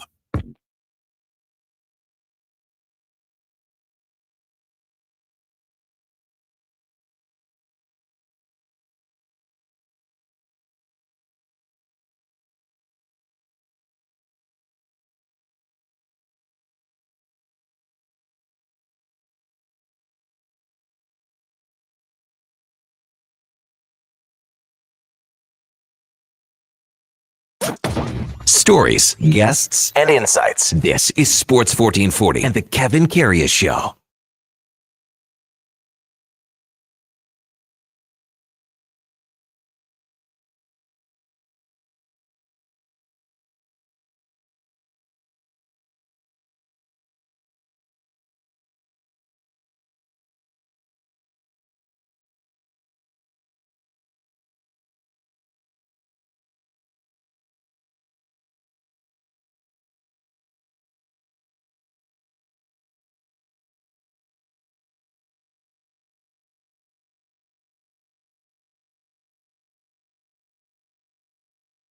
Welcome back to the big program, 821 in Edmonton. Kevin Karius, Duke of Delburne with you on Sports 1440. We've also got Josh Fenwick and Sam the intern along for the ride on a smoky Thursday, September the 4th. We just assume it's still a little bit smoky out there, and hopefully it clears up for the weekend, especially for Saturday night and the late afternoon game, I should say. Saturday, 5 p.m. kickoff between the Edmonton Elks and the Calgary Stampeders, the rematch of the Labor Day Classic, 28-7, the final there.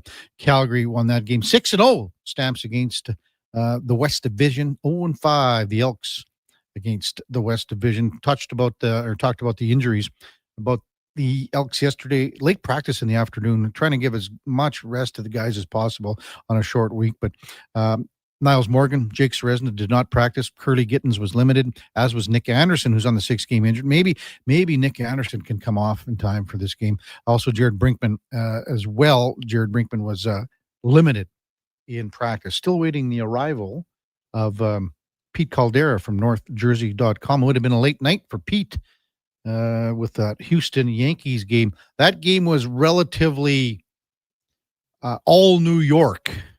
For the early part of the game, I watched it after the Jays game. It was all New York, and then Houston just started to come back, and the Yankees imploded, absolutely imploded in the 8th inning. Didn't like a lot of the umpire calls. Devin Williams got tossed. He was on his way out anyway. Aaron Boone got the hook. He was tossed. Yankees unraveled. The wheels fell off in the 8th inning. That's a costly loss. 8-7 was the final. It was 8-4 in the 9th inning. Cody Bellinger hit the 3-run home run to make it interesting. How are we making out, Duke, with Pete just still trying to get a hold of him? Still just working on linking up here. Oh, very good then. Very good. Old Bob's not happy. What about Bob? Texting in. Fact that I've given Ladislav Schmid and Dave Schlemko some garden products. Bob's wondering where his are. Well, I don't know, Bob. Isn't it reciprocal? 833-401-1440. Still quite a few texts regarding that under-17 soccer team we were talking about. Deb Tetaweo just texted in and said, my comment on the youth soccer nationals is that ASA decided to enforce a rule they discovered a few days after the tournament finals, yet they broke other rules during the tournament, like having the girls play 2 full games in 1 day. That meant they played 5 full games in 4 days. Why are they picking and choosing which rules to enforce? And why aren't they willing to go to bat for the girls with Soccer Canada? So many great comments here, for sure. Also, I had spoken earlier saying that Danny Bowie was the acting president. He's the acting vice president. According to sources, there is no president right now. Executive director's on stress leave, possibly, but there's an acting vice president. And I'm still working on this story. It's kind of hard to do a whole bunch of stuff at the same time here. Doing the text line. People are texting me with some information and things like that. Iron texted in. We had a good chat about the Oilers with Mark Spector. Everyone keeps talking about Savoy and Howard.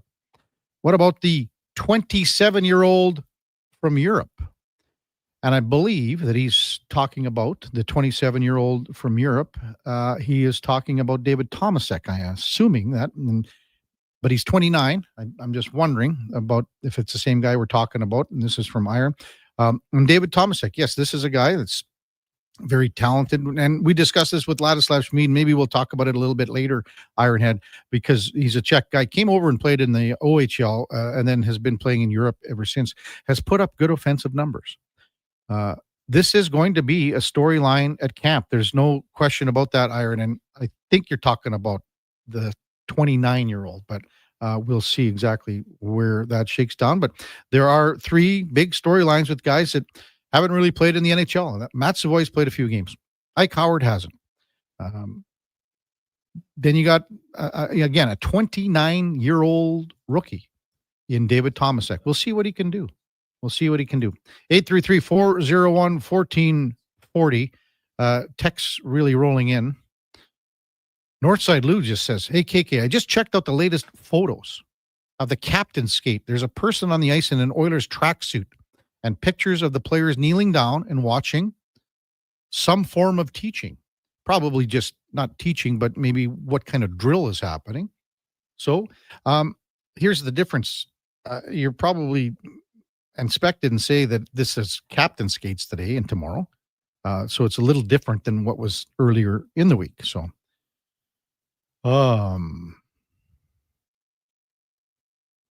Mitchell says 29. Tyretti led that league a couple of years ago.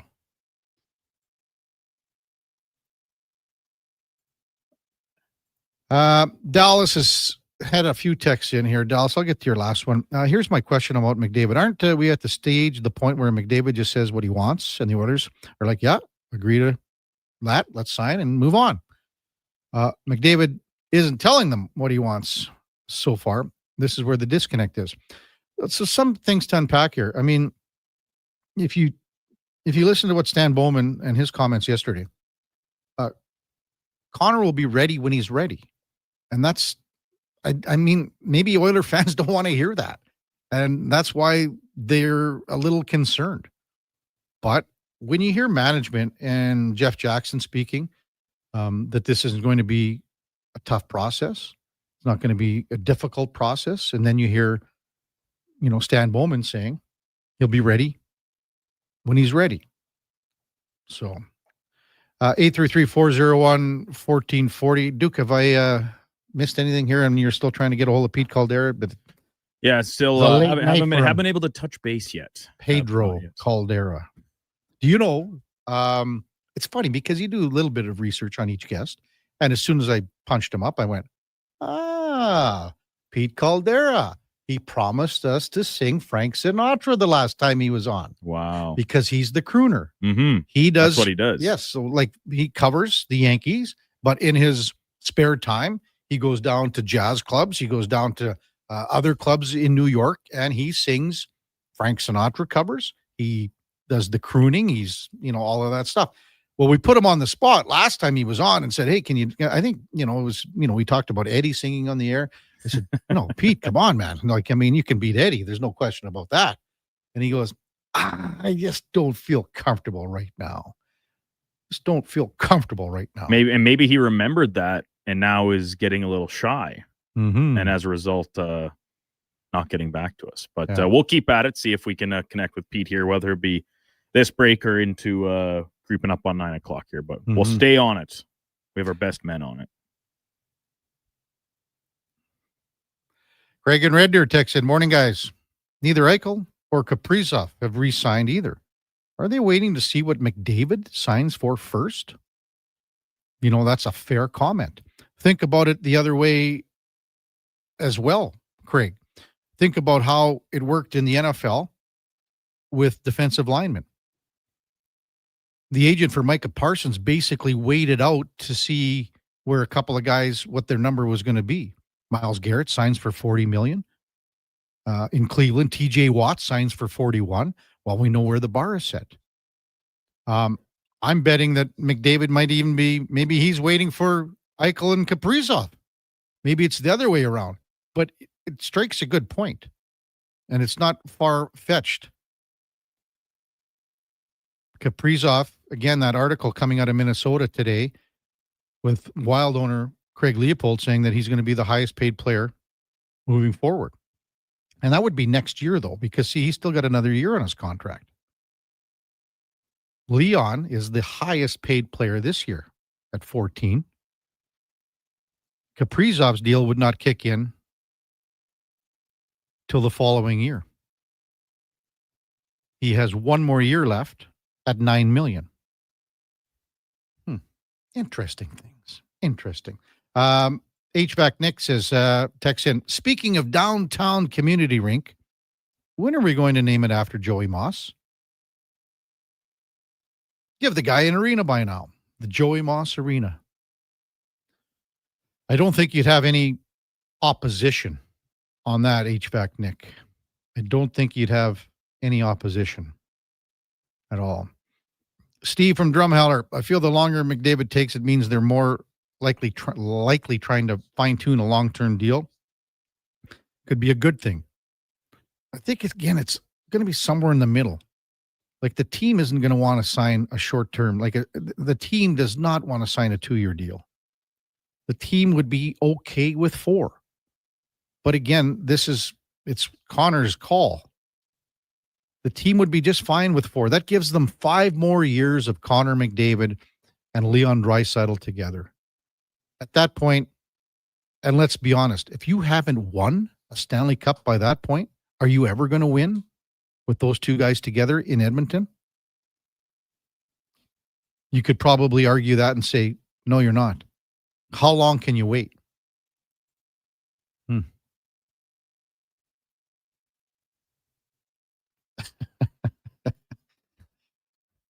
I love your text, Slurpee Sean. Appreciate it. A lot of text. This is a long one, and I don't have the name on it from about the BTB girls. Oh, it's Sharon. Sorry, I got you at the end. She's part of the group. I believe she's a mother. I'll get to it, Sharon. It's so long. I'm going to have to really go through it here before I get to it. So, 8:33 in Edmonton. I guess Duke will have to schedule Pete for another time, or maybe later in the show. What are we thinking? I mean, if he gets back to me here before we come back for our final break in at 9 o'clock, I'm sure we can still get him on for a couple minutes. Mm-hmm. But it does look like we may have to reconnect. That's okay. Again, it's good for the Jays, is it not? I mean, because all the time during the course of a Blue Jays game, right? Dan and Buck, they give you the out-of-town scoreboard and what's going on, and it was looking bad for the Red Sox essentially from the get-go. So that was an encouraging sign. But like you said, Kev, the Yankees, they had that in the driver's seat, and there was even a Yankees fan type, or maybe it was a podcast. I didn't see exactly, some sort of account on Twitter that they tweeted out a screenshot of the Red Sox being down 7-1, the Jays being down 5-0.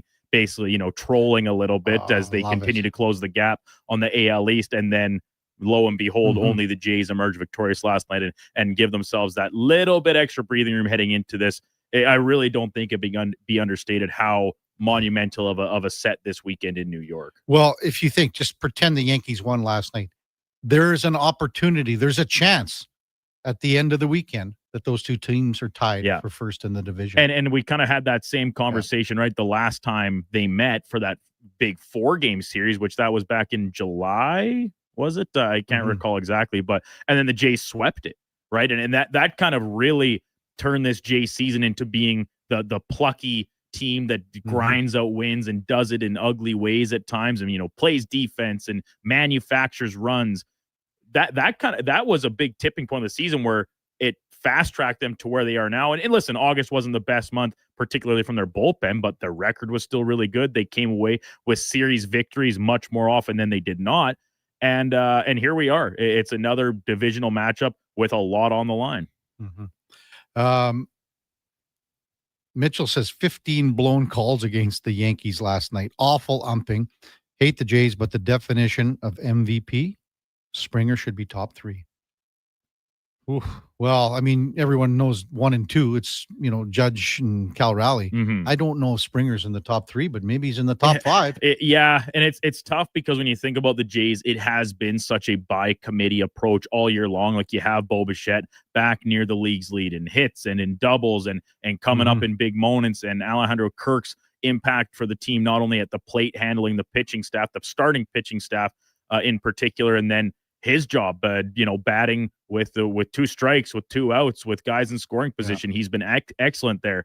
And you go down the list, and it's been the calling card of this team all season that it's by committee. But with that being said, George Springer, you look at how the team was impacted when he wasn't in the lineup for that short stretch to when he has been, and back in that leadoff spot, the power is there. He's having an unbelievable season. He is certainly the team's MVP. I think that has become clearer and clearer.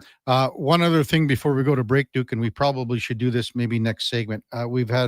Yesterday had a really strong text line just hopping with the golf passes that we gave away. So we should maybe do 1 or 2 of them today and then figure out 1 more or 2 more for tomorrow. Yeah, however we want. Sure. So that's what we're going to do right after the break. Sports 1440 proudly presents the ATB Classic. We've got coming up at the Northern Bear Golf Club starting next week, but we've got an amazing event on Friday, the Sleeman Birdie Bar. It's on September 13th. So what we're going to do, let's give away 2 passes. We'll do 2 more. 2 passes to the Sleeman Birdie Bar. So a couple of passes, 5 pairs we're giving away total. So we'll give 2 more of 2 passes each to a lucky listener, and we'll figure out a question during the break. But again, it's on September the 13th, the Sleeman Birdie Bar Suite, all part of the ATB Classic coming up at Northern Bear. We'll do that when we come back. Kevin Karius, Duke of Delburne on Sports 1440 and streaming on YouTube. Scott McGilvery here, HGTV host and renovation expert. The one upgrade I know homeowners will love: better, fresher Culligan water straight from the tap. Culligan's Aquacentral reverse osmosis filtration system takes your water to the next level. With up to 7 stages of filtration and 14 filter options, they're certified to reduce over 90 contaminants. Your tap water is about to get a major upgrade. Safer water that tastes great.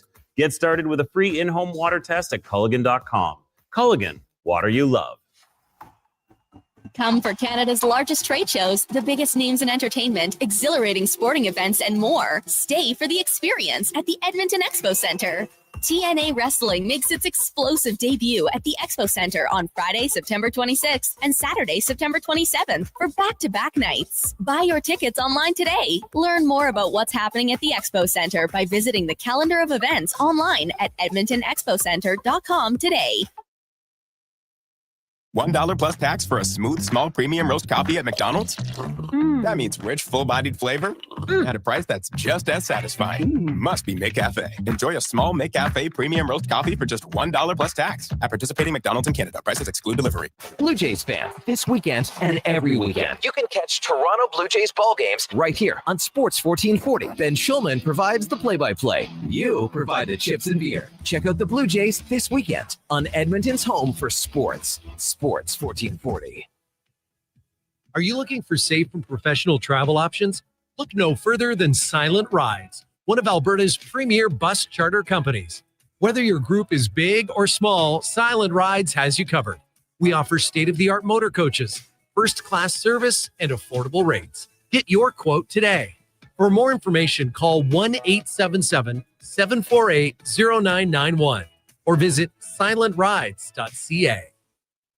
Canada, there's no mountain we can't climb, no challenge we can't conquer. We won't let any roadblock stand in our way. But detour simply means we'll find a new way to get where we're going. When faced with a U-turn, we'll do whatever it takes to make it to the finish line. We are a country built on tradition, a tradition of perseverance and strength.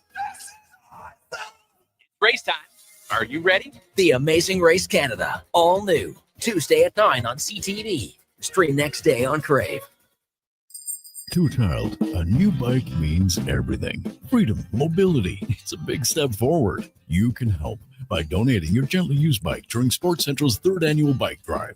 Every Saturday in September, Sports Central will be collecting bikes in Edmonton and area. Don't have a bike to give? You can donate $175 for a new bike and helmet. Drop off at Bonnie Doon Mall, participating Fountain Tire locations, and at United Sport and Cycle Gateway. Visit sportscentral.org. Brought to you in part by Sports 1440.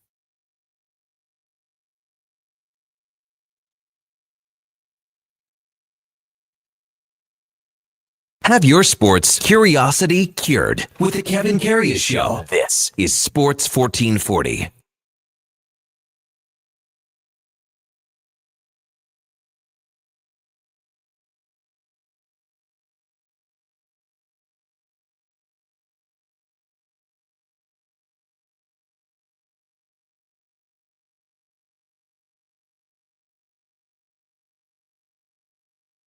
All right, welcome back to the big program. 8:41 in Edmonton. Kevin Karius, Duke of Delburne with you, along with Josh Fenwick, running the show on YouTube. And we've got Sam the intern as well, a.k.a. Sam the record man. We haven't got Sam on yet, but it's going to come soon when we get Sam over on the microphone and get him. I think because we waited a couple days, Duke, for Josh. Donnie P was 3 or 4 weeks. You gotta you earn the right. You come in, you put your head down, you get the fundamentals down pat, and then once that's accomplished, you can maybe crack the first microphone here on the morning show. Yeah, we'll bring him in. Maybe we'll bring him in with Laddie. How would that sound? I did warn him about that yesterday because Liz, I don't mean to out the poor kid right now, but we when we wrapped the show yesterday and we were doing some stuff after the fact, I can't remember how it came up, but basically Sam said he's like, yeah, I had no idea who Schlemmer was. And so then I said, oh man, if you thought Schlemmer was a cool guy, wait till you meet Laddie tomorrow because he will absolutely eat you alive. Oh boy. Yeah. No holds barred when Laddie's in here. He doesn't care if it's your first day or you're starting your third year, as is the case for both Kevin and I. It's the same. He treats hey, give credit Laddie credit on that. He treats everybody equally. Yeah. Like shiitake. I'm just kidding. Laddie's the best, and you're going to enjoy his company for the next hour and a half when we get him in there about 9:30, Sam. So as mentioned, let's give away a couple pairs of passes. A couple pairs, so that'd be 4 total. For the ATB Classic, it's the Stars of the PG Tour of Americas. It's right here in Edmonton. It's at Northern Bear Golf Club. We've got a couple of pairs for the Sleeman Birdie Bar. So all you got to show up there. There'll be a bunch of people in there and treats and the whole bit. And it's for, again, September the 13th. All you got to do is text in 833-401-1440. Who was last year's winner? Who was last year's winner of the ATB Classic at Northern Bear? He was from Denmark, Duke. It's going to be a tougher question. People just checking the interweb, right? And just, okay, who won last year? Who won last year? So, again, last year's winner, ATB Classic. Send it our way, 833-401-1440. Got quite a few texts regarding this under 17 soccer, Duke. What do you make of? I mean, I'm glad that people are and people that are texting, and yes, a lot of them have a vested interest. Some don't, but they're all on the same page here. And again, I've had no response from Alberta Soccer Association, none. I talked to a fellow by the name of Ernie last night. He was pretty good. He said he would call me back within the hour, never did.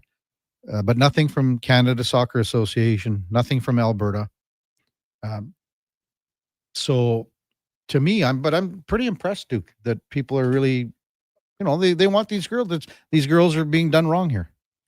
Yeah, and listen, I think it's to pony off what a lot of the texters have said. Like, it's a big credit to you for taking this information when provided to you and not just brushing it aside as like, oh yeah, sure, who cares? It's U17 soccer. Like, this stuff does matter, and sport to these kids, it can mean a lot. We've talked extensively about that with Spec and the impact of Sports Central on young people's lives. So it's good on you, Kevin, for bringing it to light and continuing to do some digging on, and hopefully in some fashion or another, whether it be wrongs getting righted or just enough exposure to create some spotlight that it doesn't happen again to someone else in the future. I think that's all one can hope to accomplish. And I look forward to seeing how it develops and what else you can dig up on it. Well, we also had a texter as well, and this is very true. And you have to look at the other side, not the other side of ASA, CSA, Duke, but you have to look at the other side from this team from Calgary. One of these teams isn't going to be going. They might rule on this a different way down the road, but one of these teams has been told they were going, then they're not. And that's a simple fact. Northside Jason, hello, gents. Dealing with ASA for about 15 years. When my kids were youth, fairness wasn't positive. Good luck with both ASA and CSA. They're both going to pass the buck, not step up and do what's right. The top two teams should go through whether they are part of the same club or not.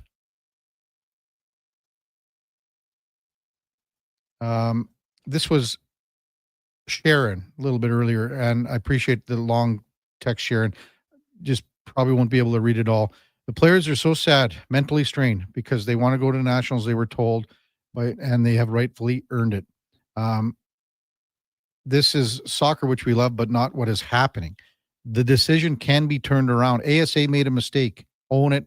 Send both these two teams to nationals.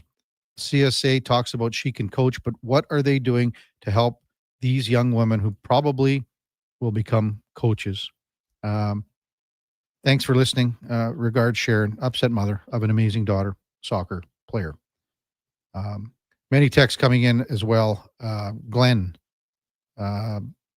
Kim, Tub Guy, Big John, Unknown, Cam, Attica, Josh, Mitchell, all with the correct answer for our trivia to get a pair of passes to next week's Sleeman Birdie Bar at the ATB Classic.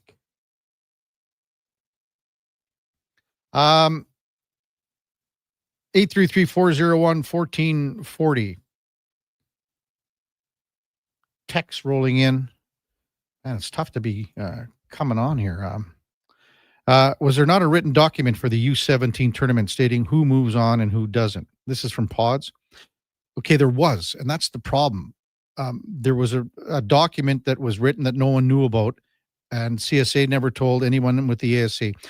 Before the gold medal game was played, before the bronze medal game was played, all players, all teams were told the teams number 1 and 2 are going to nationals. 3 and 4, you're just playing for bronze. That's good.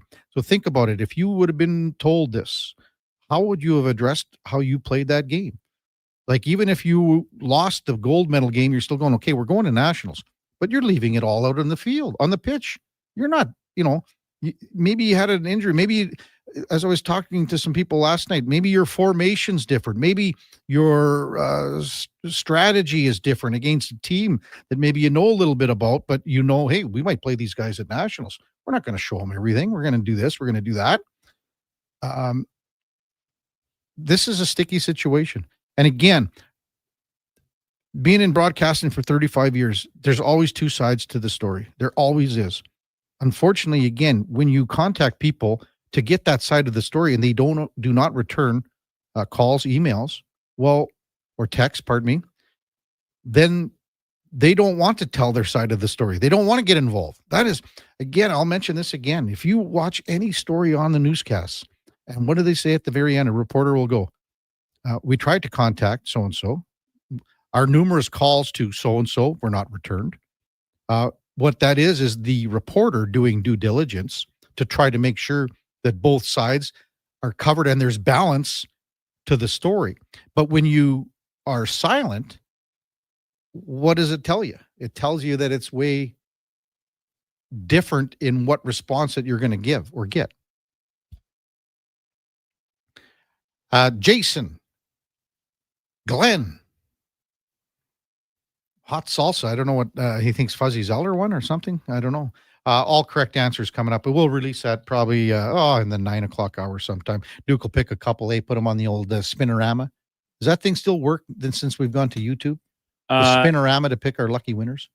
We could actually put it on the YouTube stream, but I think it would just be too tough because I do it on this computer over here, and Josh obviously operating the stream on the other side. But it still works. I take all the names and I just put them in, and it the magic of technology, Kevin. I know you have a hard time comprehending it, but I'm getting better, dude. It puts them all on the wheel, each wedge split evenly, and round and round it goes. Where it stops, nobody knows. But Duke, think about yesterday when we had something happen here. Someone was pressing the wrong buttons. The troubleshooter came in. Oh yeah, somebody was. We're all trying to find the guy who did this. Who knows what happens around here, Duke?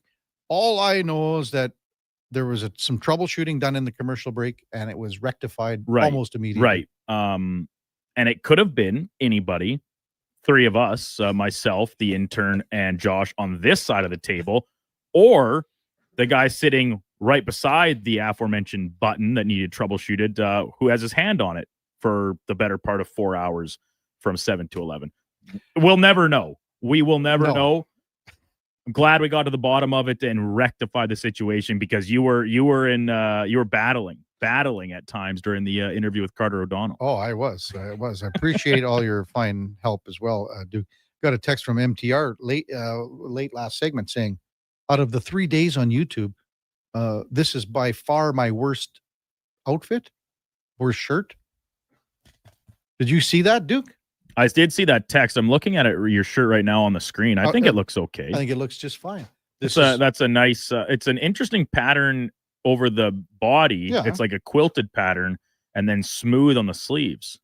I don't think I've ever seen anything like that before. This is from Coal Creek.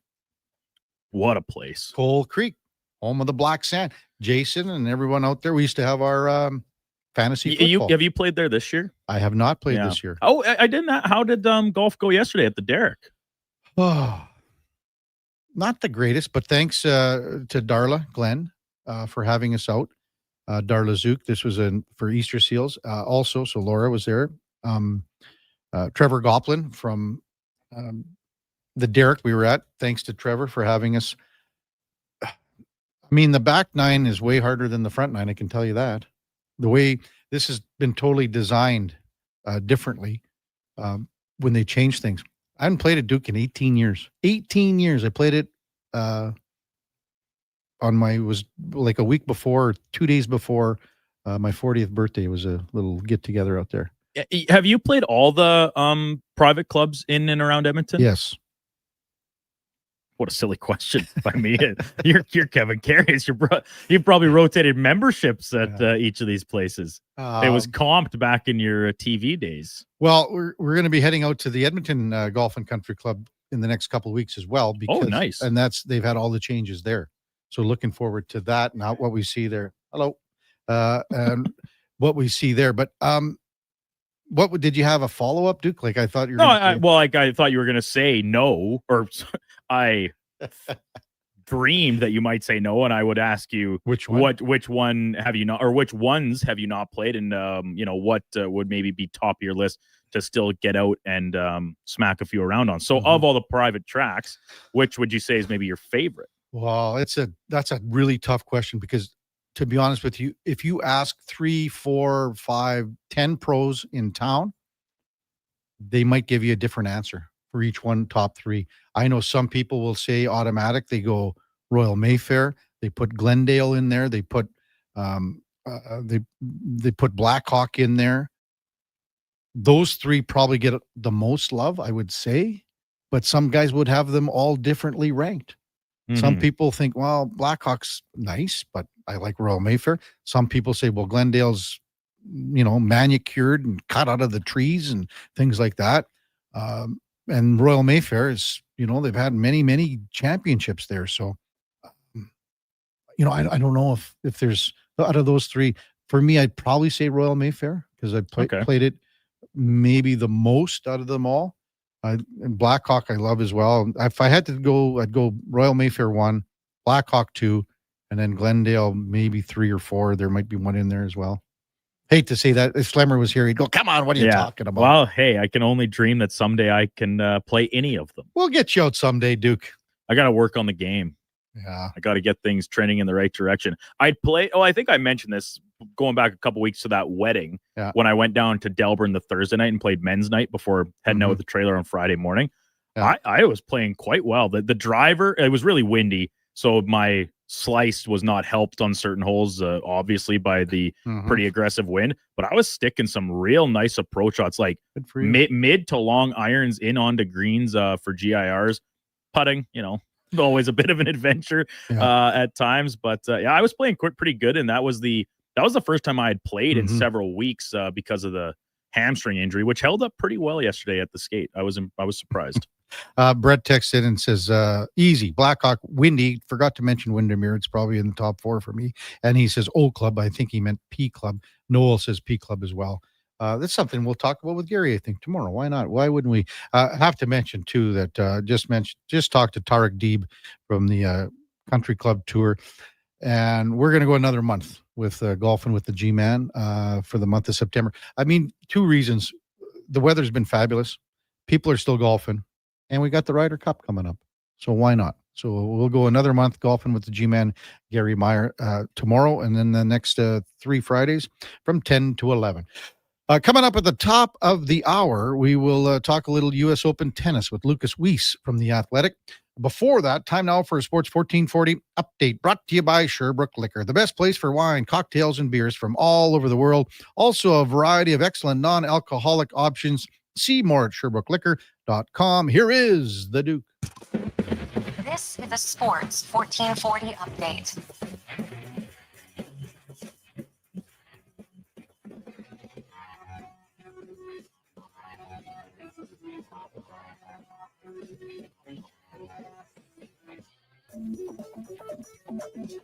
Last night in the major leagues, the Blue Jays taking the rubber match over the Cincinnati Reds 13-9. Jays homering 5 times in the win. They'll have the day off today before opening a big weekend set against the Yankees from New York. Elsewhere around the majors yesterday, those aforementioned Yankees losing at the hands of the Astros 8-7. The Yankees imploded in that one. Brewers, they topped the Phillies 6-3. Rays down on the Mariners 9-4. Guardians topped the Red Sox 8-1. And the Cubbies, rookie pitcher Cade Horton took a no-hitter into the 5th inning, but pulled from the game due to pitch count. Chicago losing to the Braves 5-1. From the NFL, head of kickoff tonight, Nick Bonito and the Denver Broncos reached an agreement on a 4-year, $106 million extension that will include $70 million guaranteed, and it will make Bonito the highest paid non-quarterback in the team's history. From the U.S. Open yesterday in New York, Canadian Felix Auger-Aliassime dropped the first set to Alex de Minaur, but rattled off 3 straight to win the match and advance through to the semifinals. He'll take on Yannick Sinner there tomorrow. And in women's doubles, Canadian Gabby Dabrowski and her partner Aaron Routlip, they win in straight sets over the Italian pairing of Paolini and Irani to advance through to tomorrow's final. Coming up in hour 3 of the Kevin Karius Show, we'll be joined by Lucas Whis from The Athletic, covering the U.S. Open, and our Thursday co-host, former NHL defenseman Ladislav Schmid. I'm Brandon Douglas, Center Sports 1440 Update.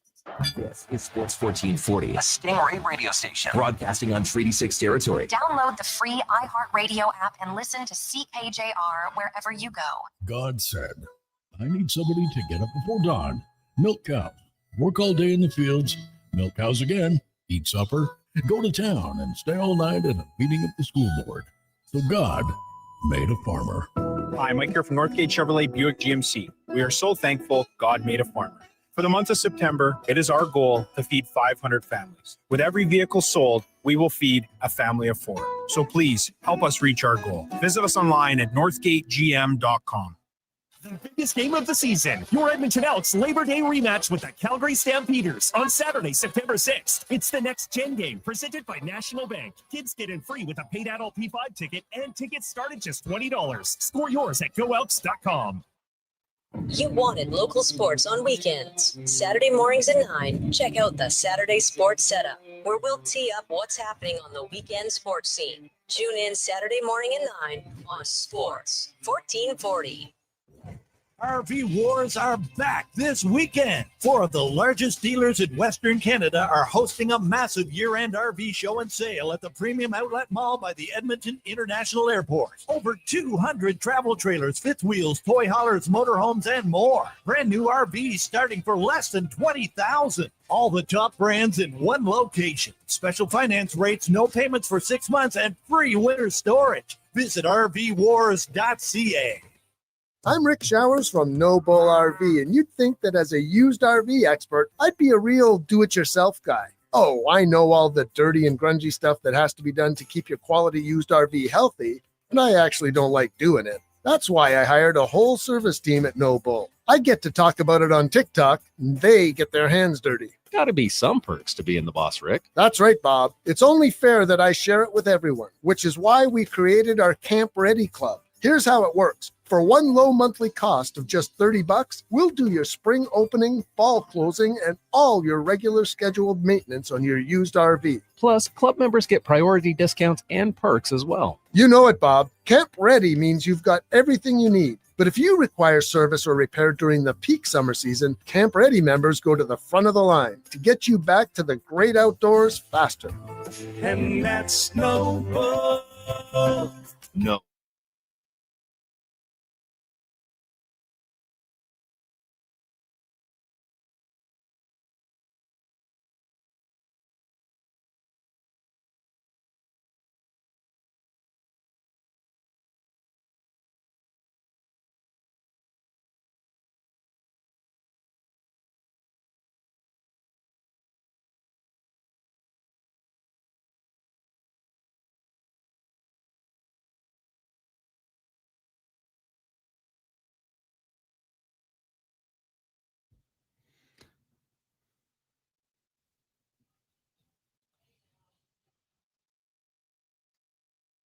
Have your sports curiosity cured with the Kevin Karius Show. This is Sports 1440. All right, welcome back to the big program, 9:01 in Edmonton. Time now for the headliner of the day, brought to you by Mr. Rooter. Plumbing, draining clogged pipes like three-pointers for all your plumbing needs. Go to mrrooter.ca. As we welcome back Lucas Whis from The Athletic. Morning, Lucas. You're with Kevin Karius once again. Thanks for jumping on Sports 1440. Hey, long time no talk, big fella. Yeah, Kevin, just felt like it was yesterday we were chatting, and now we're at the business end of the tournament, the Final Four, and there's a Canadian in the men's single semifinal. It's pretty exciting. We are fired up about it. Of course, you're talking about Felix Auger-Aliassime. What did you make about his quarterfinal match yesterday, Lucas? By no means was it a Picasso, but he picks up the upset over Australia's Alex de Minaur. Well, a win is a win, right, Kev? I mean, look, like you said, I mean, it may not be a Picasso painting. It might be a gritty battle that you might see. But, hey, I mean, Felix will take that any day of the week. It's his second slam semifinal, first since 2021 when he made it back at the U.S. Open. And I was just really impressed, Kev, with Felix's ability to, even though he was struggling with the ground stroke. You know, he committed a lot of unforced errors. He was just able to raise it in the big moments. And that's what he's done this entire tournament. He's played fearless. He's played aggressive. And look, when that forehand is working, like you saw yesterday and the two matches previous, it's a real weapon for him. And he's really using that now to beat some world-class opponents. So just a remarkable run and very excited to see what's next for him. What did you think of the strategy by de Minaur in that match, Lucas, in the sense we watched the first set here in studio because it started 9:30-ish our time. And I saw a couple of stats. So Felix is dominating on first serves, aces, but de Minaur is dominating on extended rallies. Why did de Minaur get away from that in the sense that he didn't continue with that strategy? Well, it's interesting because I felt the exact same way. I thought that de Minaur was really capitalizing on shots where he was just clipping the lines, right? He was hitting a lot of deep balls that, you know, from my vantage point in the media seating inside Ash Stadium, it looked like it was going long, but it actually clipped the line. And then that started not working, right? Like it was almost as if it was a little bit of luck at that point. And then once the luck ran out, the unforced errors started to pile up, and you could just see de Minaur getting frustrated. He was talking to his box, and he said after the match, it was a missed opportunity for him, right? Like, this is a guy that's been in the top 10. He's made some Masters 1000 finals, but has never been able to get it done at the big stage. And he just looked a lot tighter in the end than Felix Auger-Aliassime did. So, yeah, I mean, look, the strategy may have worked for a set, but you got to play best of five, and it didn't work for the whole match. Lucas Whis with us from The Athletic on the Kevin Karius Show on Sports 1440. Will you be able to compare how you felt Felix played against Zverev the previous round, but also, you know, with another upset over a top 10 seed here? How do you think the comparison was between Felix's game between Zverev and then when you say de Minaur?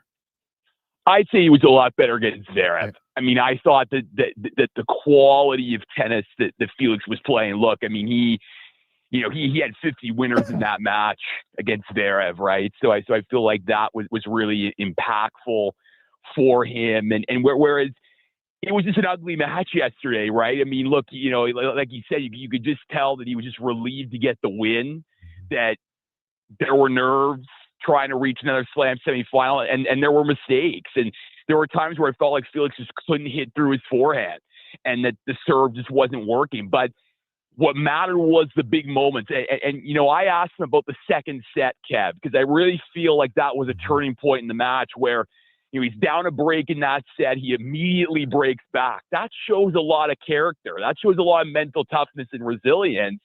And then for him to be able to bounce back in that tiebreaker where he was also down, you win that second set, you're set all. If you lose that set, you're down 2 sets, you're probably not winning the match, right? So that was a huge opportunity for Felix to just get back in the match and try to, you know, figure out his game And look, it wasn't perfect, like we've talked about, but hey, he got it done, and that's all that matters. Lucas Whis with us talking U.S. Open on Sports 1440. Even though he's upset to two top 10 players here in Felix Auger-Aliassime, the big bullets really start flying tomorrow in the semifinal when he's going to take on Jannik Sinner. What did you make of the Sinner match against Lorenzo Musetti? 6-1, 6-4, 6-2. Pretty well full control for Sinner. Yeah, it's sensational right now for Jannik Sinner. And look, I mean, he's the best hardcore player in the world, Kev. I mean, there's no doubt about it. I mean, he's since the start of 2024, he's only lost to one player outside the top 10. Like that's absurd when you really think about it, right? Like the level of consistency. I asked him about it yesterday. He just loves playing these big tournaments. He felt a lot more comfortable in best of 5, and I just think that his game just suits the hardcore because his serve is powerful, it's efficient, and he hits such a flat ball that opponents just can't handle that power. And then the other thing, too, is his movement has improved so much. I mean, I remember him not being the best of movers, but then it really started to improve where, you know, if you hit a drop shot against him, he's getting that ball and hitting a cross-court backhand winner. So Sinner is very difficult. Felix knows that. It's a very uphill battle for the Canadian, but it's why they play the matches, Kev, right? because you never know, right? You just don't know. But look, it's going to be tough. To me, we're on a collision course for a Sinner Alcaraz final, as we've talked about, as people predicted before the tournament. It just feels inevitable at this point, and we'll see if the Canadian has something to do with that. You know what? Already we've had many texts this morning, Lucas, about Sinner really having his way with Felix, and Felix not having much of a chance. As you said, you got to play the game, you got to play the match. Hey, maybe Sinner can have the same pregame as he had in Cincinnati. What do you think of that? Well, yeah, like pregame meal is in pregame meal. Yeah, I mean, perhaps. I mean, look, I mean, you know, you're going to have a Sinner day where he is just not playing well at all, which is so rare at this point. I mean, look, Denis Shapovalov probably had the toughest match against Sinner. I mean, he hung with the Italian for 2 hours, but then, you know, Denis started to revert back to the Denis that we've seen before, where the air started piling up and Sinner really raised his game. And Sinner just looks locked in right now. He's on a mission. He wants to win his third slam of 2025. And I just think, to me, for Felix, he's going to need to play a lot better than he did yesterday. I mean, he cannot commit over 60 errors on the forehand side if he's going to have a chance to win this match. So, look, it's been a great run for Felix. I mean, I think he could take a lot of confidence from this because I think tennis fans of him have been waiting for something like this, where things start coming together, where the consistency is there, because there's just been so many times, Kev, where the inconsistency has just really riddled him and he hasn't been able to win those big matches. But I just think what he's done this week, beating, you know, quality opponents, first top 5 victory at a slam, then following up with Rublev in straight sets, then a tight match against De Minaur yesterday. You got to be proud, and hopefully you can take some confidence from this going forward. Well, you know, Lucas, for us in Canada, you know, being up here, that match is the feature match. But I think down there you'd agree that it's going to be Novak and Alcaraz, the feature match in the other semifinal. Can this magical run, you know, we're not talking Jimmy Connors here from years ago for Novak, but can this continue against Alcaraz?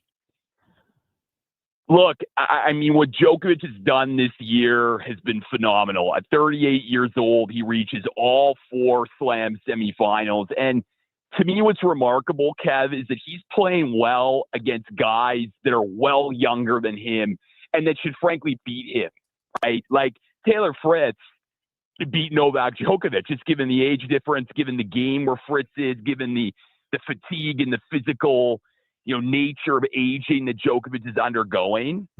So I just think that Djokovic, once again, showing why he is the best tennis player of all time, that he's, has that mental toughness, that ability to just raise his level and lock in these big matches. But what I will say is Carlos Alcaraz is a different animal, right? Like he's such a different opponent right now. He is also been on a dominant streak. He hasn't dropped a set yet this tournament. He is playing confident, and he has plays this big brand of tennis where he's such a showman on the court, hitting such highlight reel shots, and he's just having so much fun out there. And I just think Alcaraz, given that he lost to Djokovic in Australia, he lost to him last year in the gold medal match at the Paris Olympics, he is going to be motivated to avenge those defeats. So I hope it's a close match, but I could see Alcaraz winning this in straight sets. I really could. He's playing that well right now, and Djokovic just hasn't played an opponent like him. It's funny, he said after his press conference, I'm going to do a lot of running. Well, when you face Carlos, you're definitely going to need to move your feet because he hit some unbelievable shots. So it is going to be the highlight match tomorrow, and I'm looking forward to it very much. Yeah, and hopefully Alcaraz didn't wear himself out golfing like he said he was going to do today. I'm not sure if he did, but we'll see what happens. Women's semis tonight. Lucas, let's start with Aryna Sabalenka and Jessica Pegula. Is this finally the breakthrough match that Pegula is looking for? Well, Pegula made the final a year ago here at the U.S. Open facing Aryna Sabalenka. And look, I think it's a bit of a mismatch, Kev. I think that Pegula, plays a very, consistent game. She's had a great tournament, hasn't dropped a set yet, but her draw has been pretty easy, right? And now she's facing a world-class opponent, Aryna Sabalenka, who just plays such a power game from the baseline. I really think where the mismatch is Pegula's serve isn't as potent, and I just think that Sabalenka, like she did last year, will really be aggressive off the return, and Pegula's going to need to be ready for that, and she couldn't really handle that last year, and I don't really see it happening this year. So, look, it'd be a great story, because Pegula's had an amazing, kind of late bloomer type career, and I think she's been a player that hasn't played well this year, but always seems to find her magic in New York. But I think Sabalenka's going to have her way and try to repeat as U.S. Open champion on Saturday. In the other semi, we got Naomi Osaka and Amanda Anisimova. I don't know how much you saw of the NBO final, Lucas, in the sense where Vicky Mboko beat Osaka. And really, Osaka took a lot of heat up here for how she handled things after the match, during the match, just her emotions. She turned the page from that. She looks a lot in a better place, really, looking at from 30,000 feet over here. Yeah, definitely has turned the page.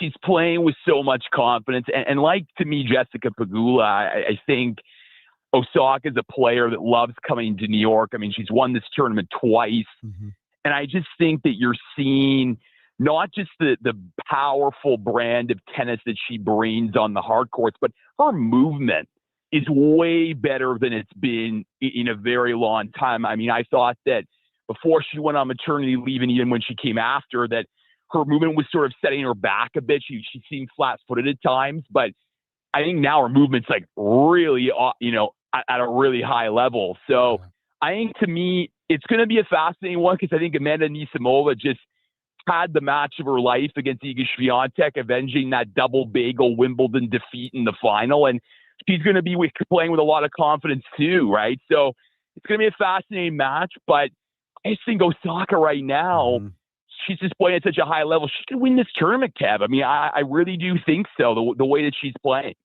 Well, great stuff again, as always, Lucas. It was great to talk to you, even though it was like 10 days ago or whatever it was. But thanks for giving us an update on what you saw last night and what you hope to see and what we will see coming up today with the women and then tomorrow with the men and then the finals on the weekend. Great tennis that we've been watching. You must be so lucky to be seeing it up front, close and personal. Thanks a lot, Lucas, for coming on. Really appreciate it, and we'll talk soon. Great chatting, Kev. Have a great day. That's Lucas Whis from The Athletic. Well, twice in 10 days, but man, this guy knows his tennis way, he is top notch in the tennis world. That's the headliner of the day, brought to you by Mr. Rooter, the true GOAT of local plumbing. That's mrrooter.ca. I assumed, and I didn't want to ask him about that. I just assumed that Djokovic and Alcaraz were going to be the feature match, like, the prime time for tomorrow in singles, men's singles, but it's going to be Djokovic and Alcaraz at 1 p.m. Tomorrow, and then Sinner and Felix will have the primetime court at 5 o'clock on Friday. Women's semifinals today. It's a 5 o'clock start our time for Sabalenka and Pegula. That'll be followed approximately 8:30 with Osaka and Anisimova. So that's we're down to the nitty-gritty here at the U.S. Open.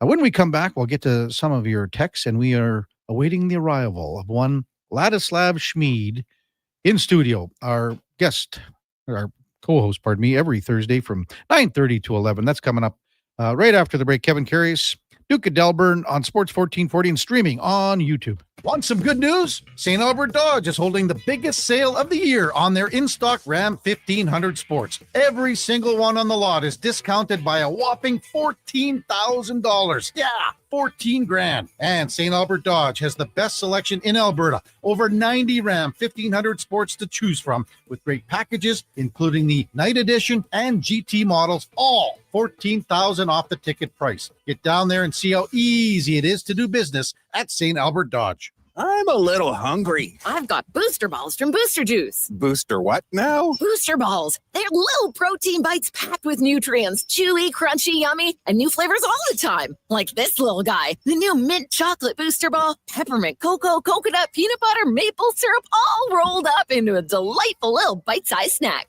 Why am I just hearing about this now? I don't know. Can I have one? No. Booster Juice. Canadian born. Blending since 1999. Mr. Rooter goes for a fall stroll. Ah, the beauty of fall. These leaves are crunchier than that calcified shower head I replaced this morning. And the earthy yellow oranges and browns are as colorful as the wad of hair I pulled out of the shower drain. Ugh, Mr. Rooter, can we talk about something else? Well, I'm sorry. I didn't realize you didn't like fall. You look about as sour as the sewer line I unclogged yesterday. For a plumber you'll truly fall for, call Mr. Rooter. Edmonton's only 24-hour-a-day sports radio station. Can be heard anytime, anywhere. Sports 1440 is streaming on your phone, your tablet, your computer. Download an app today and listen to Sports 1440. At Fountain Tire, you can save $50 off tire storage with the purchase of 4 select tires now until September 30th at participating locations. Okay. Or you could squeeze them into your backseat, possibly causing upholstery damage, drive them home, struggle, sweating buckets trying to get them out of your vehicle, resulting in you feeling guilty for not going to the gym more often, or at all. But at the end of the day, it's your choice. Totally up to you. Definitely $50 off the tire storage. You got it. Book your appointment today at fountaintire.com. Fountain Tire. We're on this road together, Canada. They sure saw you coming. You went in for about $200 in auto service, and by the time Johnny Slick out front was done telling you everything he thought you should have replaced, you got hosed for $3 grand. Big Toy Shop won't lie to you, inflate your bill, or waste your time. You'll know exactly what your service actually costs and when it's going to be done. Take your ride to Big Toy Shop, 8315 Argyle Road, 780-298-2797. Century Casino presents Kim Mitchell.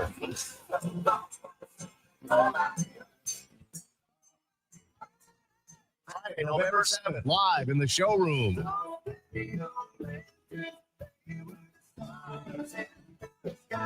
The anthems that lit up Canadian summers. The rock that lit up the charts. And now, Kim Mitchell lights up Edmonton. Kim Mitchell, one night only at Century Casino Edmonton. Tickets available through Ticketmaster. Come for the action, stay for the fun.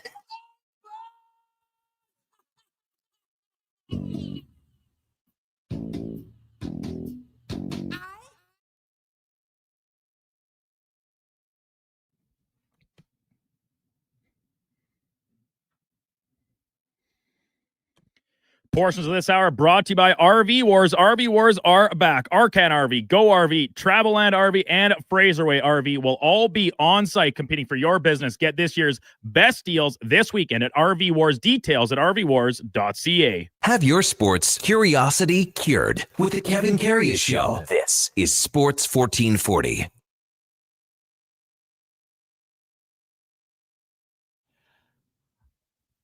All right, welcome back to the big program. 9:21 in Edmonton. Kevin Karius, Duke of Delburne with you on Sports 1440. Hey, we finally got a hold of Pete Caldera from NorthJersey.com to talk a little bit about the New York Yankees, what happened last night in Houston. Big series this weekend coming up with the Toronto Blue Jays. Morning, Pete. You're with Kevin Karius once again. Thanks for jumping on Sports 1440. Really appreciate it. Anytime, Kevin. How you doing? Well, doing great up here. What did you make of that game last night in Houston where the Yankees, basically, the wheels fell off and they imploded in the eighth inning, Pete? Yeah, it was crazy.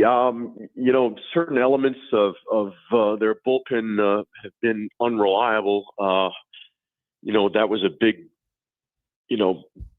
check on their to-do list at the trade deadline was to, improve that back end of the bullpen. And, Camilo Doval has not really done anything for them since they've gotten him. And, Devin Williams started as the closer, and he's basically lost that job twice already this year with the Yankees. So, that part of that came back to bite them. I know they had issues with the strike zone and Brian Walsh's inconsistent strike zone, so they say. I mean, I guess that played some part in it, but at the end of it, they've just got to do a better job. And the Houston Astros did a terrific job of adjusting, getting a little more aggressive at the plate, and that's what a good team does. And that's another Yankee problem this year is, they can whack a lot of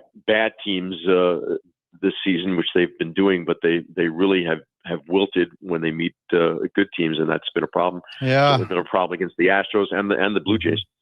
Yeah, you mentioned a couple of guys maybe got squeezed last night. Williams wasn't happy; he gets tossed.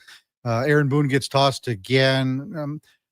Do the Yankees? Do they lose their composure sometimes? Do you think, Pete, when things don't go their way? Well, I mean, this is a largely veteran team. I think there are some guys that lose their focus, and you've got to redirect it. Jazz Chisholm comes to mind. I mean, super talented. This guy is. I mean, you want him up in the critical spots. You want him on the ball hit to him. But sometimes within an at bat, if things don't go well for him, he gets calls against him. You watch him lose that at bat. Anthony Volpe in the field has not things have not gone well for him. This is the guy who won a Gold Glove 2 years ago. So there's been pockets of that, but it's just as a team, they rely offensively so much on the 2-run homer, the 3-run homer. Mm-hmm. They're not winning games if they don't hit home runs. They need to be more resourceful and find other ways to win. And I don't know if this team is currently constructed can really do that. Pete Caldera with us, NorthJersey.com, talking New York Yankees on Sports 1440. And you mentioned Chisholm. He had a social media post at the end of the game or last night that didn't go over too well, I don't think. Like, what's the state of mind of this team? As you say, sometimes I look at it and I go, these guys are world beaters, especially with Giancarlo Stanton coming back and he was ripping the ball for a while. But then I look and I see some fragility to it. Where do you have these guys, Pete? Well, their leadership in that clubhouse obviously comes from Aaron Judge, and I think in a lot of ways they deal with those things in house. So, but I guess it's certainly Jazz is right, or anybody's right to react the way they want to on social media or other platforms. But you have to also think of the larger consequences to that and how that's perceived, on a wider scale. I don't know exactly what the fall is going to be today. I mean, we'll get to the ballpark in a few hours, and I'm sure that's going to be a topic early this afternoon with in the clubhouse and with Boone. But I think largely it just speaks to a frustration at times with this club, and certainly they've had their problems here in Houston in October's past. But there are fewer guys around, been around for those, for those events. Like, obviously Judge has since 2017. But yeah, I just think that that's something, we'll see what the fallout is. But yeah, they got to keep the focus and the concentration, obviously, on the field. Pete Caldera with us on Sports 1440. Since being recalled, has Cam Schlittler been the second best pitcher on the staff? Yeah, he sure has.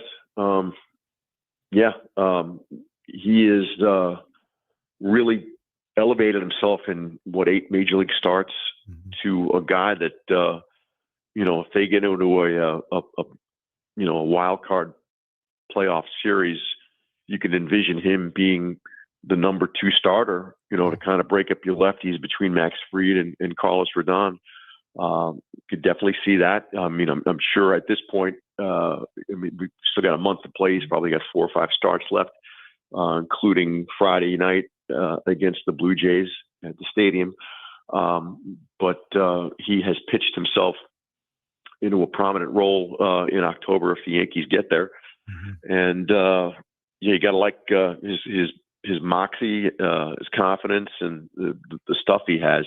Throws 97, 98, can reach 100, and he's kind of learning on the job, as he said. How to mix in his breaking stuff and his secondary pitches, which have been pretty good. And he's a strike thrower, so he's got a lot of things going for him right now. And I'm sure the league will get a book on him and try to adjust back. But right now, based on his success, he figures pretty strongly into their October plans.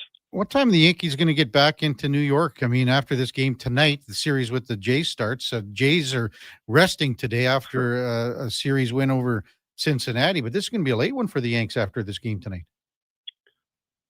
Yeah, because it'll start 7:40 Eastern, and they'll yeah. You see this happen a lot with the Yankees. I mean, teams want them in prime time and want to max out the attendance factor. So put them in a night game whenever they can, and so you don't get a lot of getaway afternoon games on the road. But in turn, the Yankees do the same thing to clubs. They don't play a whole lot of Thursday afternoon games to accommodate other teams' travel plans too. So I think it's just the life of being the Yankees and being in prime time a lot. So they'll travel first class. So I think they can handle it. I think I don't think they're riding the train back for sure. No. Pete Caldera with us. So, I mean, there's a chance that this is a series where with the Blue Jays, the Yankees got to look at it. They got to win this series to really challenge for the division, because to make it interesting, they go in 3.5 back tonight. Can they close it to 3? Yes. We'll see what happens. What's your take on this series coming up with Toronto here? Yeah, I mean, the 2 teams that the Yankees within their division have struggled the worst with this year are the Blue Jays and the Red Sox. And, in a lot of ways, those 2 July series, was it July or June now? I forget. I think I was there in Toronto, but the Yankees had, they basically handed back control of the American League East in Toronto and have never seen it again. So, I remember when the Blue Jays were doing it. I mean, they were, the Yankees. I mean, they were. George Springer had a tremendous series, but it was guys like Davis Schneider who were beating them, and it seemed like the Jays bullpen had an endless supply of guys who were, frustrating the Yankee hitters there. So. They're a challenge, and certainly when they're healthy and clicking, that's a lineup that can cause a lot of damage. Certainly the Yankees at this point, they're probably as healthy as they've been all season. They're still waiting for Aaron Judge to have that flexor tendon in his right arm to allow him to play the outfield, which would just do a lot for them. It would take Giancarlo Stanton out of right field, put him back in the DH spot, and give them a better defensive team and sort of give them better options throughout their lineup, because you want Stanton's bat in there, but you don't want him playing the outfield. So that's been a handicap for the Yankees right now too. Whether Judge plays the outfield against the Blue Jays this weekend, hard to tell. The Yankees have been very guarded about that, but that would certainly be an advantage if this weekend Judge can resume playing right field. Yeah. Hey, Pete, thanks so much for your time this morning. Really appreciate it. And enjoy tonight's tilt, and then it's going to be a good one to watch the Yankees and the Blue Jays this weekend. As always, thanks for coming on. Yeah, it's going to be fun. Thanks so much. That's Pete Caldera, NorthJersey.com, covers the New York Yankees. Tough loss last night, 8-7 against Houston. The Yankees 3.5, just like Boston, 3.5 back of the Blue Jays in the American League East Division. When we come back, Vladislav Schmid has entered the fray, entered the building, looks sharp, feeling groovy, the whole bit. That's coming up right after the break. Kevin Karius and the Duke of Delburne on Sports 1440 and streaming on YouTube. Mr. Rooter goes for a fall stroll. Ah, the beauty of fall.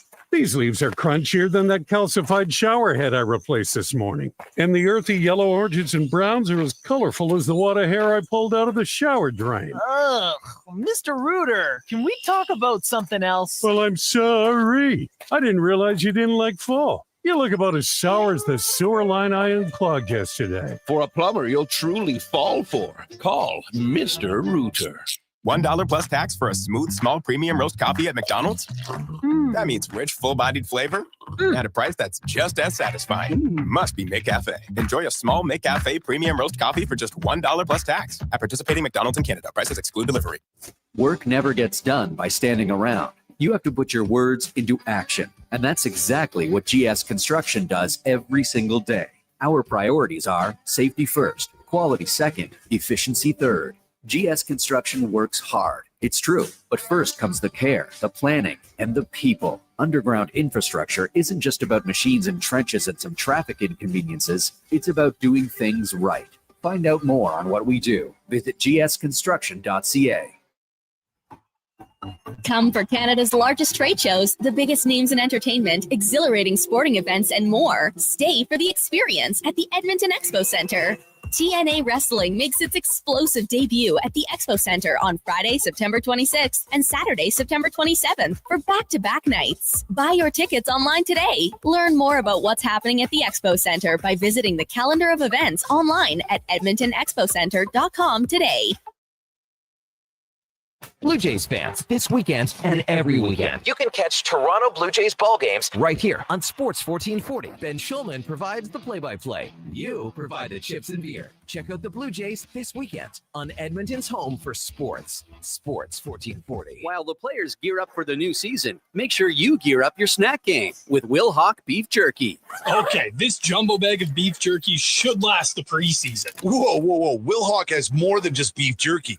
There's smoked sausage and pepperoni products, too. Well, how about we have jerky for Eastern opponents and pepperoni sticks when we face the Western teams? Now that sounds like a Will Hockey game plan. Will Hawk Beef Jerky, because you don't win games with salad. Only available in Leduc.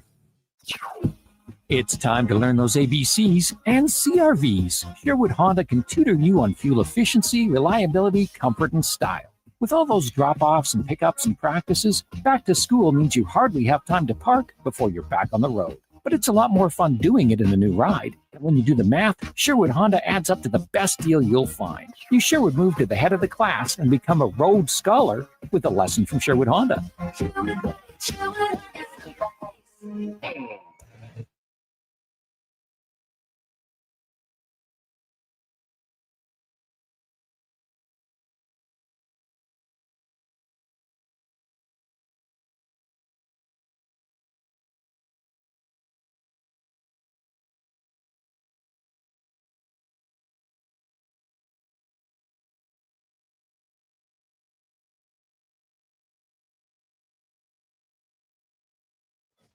The Karius Show, breaking down Edmonton's favorite teams, even though his favorite Junior A hockey team is the Yorkton Terriers. Thanks for checking in with Sports 1440.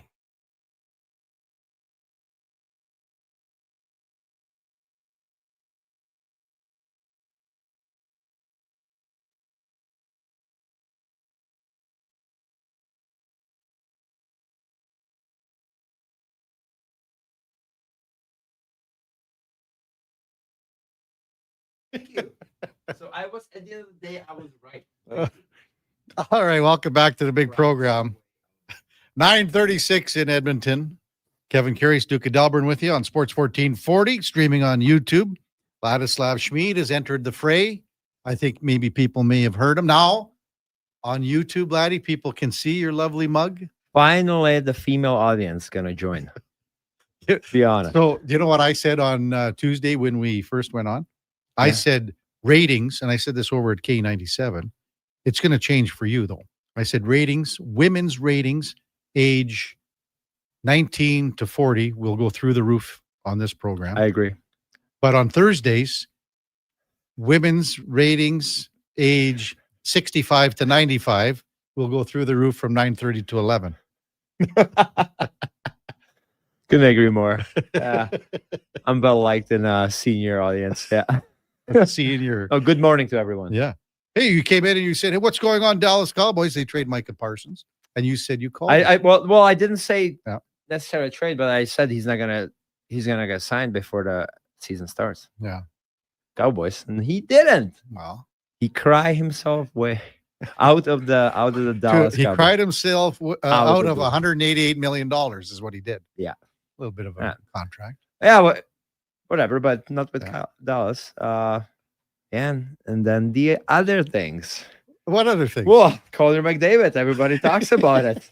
We talked about it last week. Still not done. No, still not. Are you worried about this? I'm not really worried.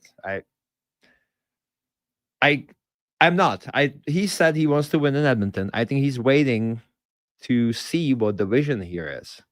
But if you don't know the vision right well, now, the vision is clear. We want to win the Stanley Cup, but can they back it up? Like it's one thing to say something, and the other thing is the actions. I know they're trying to do whatever to get there, but it's not going to be easy because they're strapped against the cap. where else could he go that presents a better opportunity to win the Stanley Cup? Let's be realistic. Not many options. Like No, that's there- why I think he's going to sign. There are no options. But we'll see how many years. I'm thinking pretty short. Thinking 3 to 4 years. Okay, but that's if it's 4 pretty years. good. That's pretty good, and like you can still win the Stanley Cup, but it's As I said, I wouldn't earlier- panic though yet. I said earlier, Laddie, if it's a 4-year deal, that's 5 more years of Connor and Leon. Yep. If you haven't won a Stanley Cup here with those two players, you might never win one. You probably won't. Yeah, and then we'll see what. Mhm. And then Connor is giving himself kind of, option B. But even if he leaves, like people shouldn't like. I know people get to be upset, but he did everything he could, and I'm not talking. I hope they still gonna win the Stanley Cup. I don't. The team is pretty close. Well, they can't get much closer. And the cap's gonna go up. I think Stan is smart GM. I think he's gonna try to figure out. He's gonna be aggressive. He knows the window is not gonna be there forever. He's got top 2 guys basically in the league. So I think I'm not gonna predict they for sure gonna win the Stanley Cup, but I think they're gonna be close for years. Well, sure. You have And you I have Connor and Leon, you're going to be there every year. you're gonna be there, right? Having said that, it's tough. You know how tough it is. Well, Especially when you got Dallas, you got Colorado, you got Vegas. yeah. Any one of these 4 teams, Yeah, including the but- owners. Man, you get hot, you can go all the way. Like anything can happen. Like Mm-hmm. it's a cliche, but anything can happen in the Stanley Cup Finals or in the Exactly. Stanley Cup playoffs. Yeah. So we'll see, but I wouldn't panic yet. Like I think it's gonna get done. Mm-hmm. Just taking his time, which is his right. Like he earned it. Last week, you said that David Tomasek was going to come into town, and he gave you a call, texted me, and he said, "I wouldn't mind getting together with you, lad." Yeah. And we went for dinner. His wife, my wife, Zane, and him. Cool. Yeah. Now, you hadn't really met him before. No, I just play against him. When I play against him, he was still pretty young. Really good player. Offensive-minded player. Big, can skate, can score. He proved it in Swedish league. So it's nice to get to know him on a personal level. So that's the key here. We don't know what he can do on the ice here yet. We know what he can do on the ice in Europe. Yeah. We don't know at the NHL. Yeah. But you get to sit down and break some bread and talk. Now, being a teammate is every bit as important as what you can contribute to the team. And you were a big part of that when you played. So what were your feelings like how he wants to fit in here? Because he could have easily just stayed in Europe and played.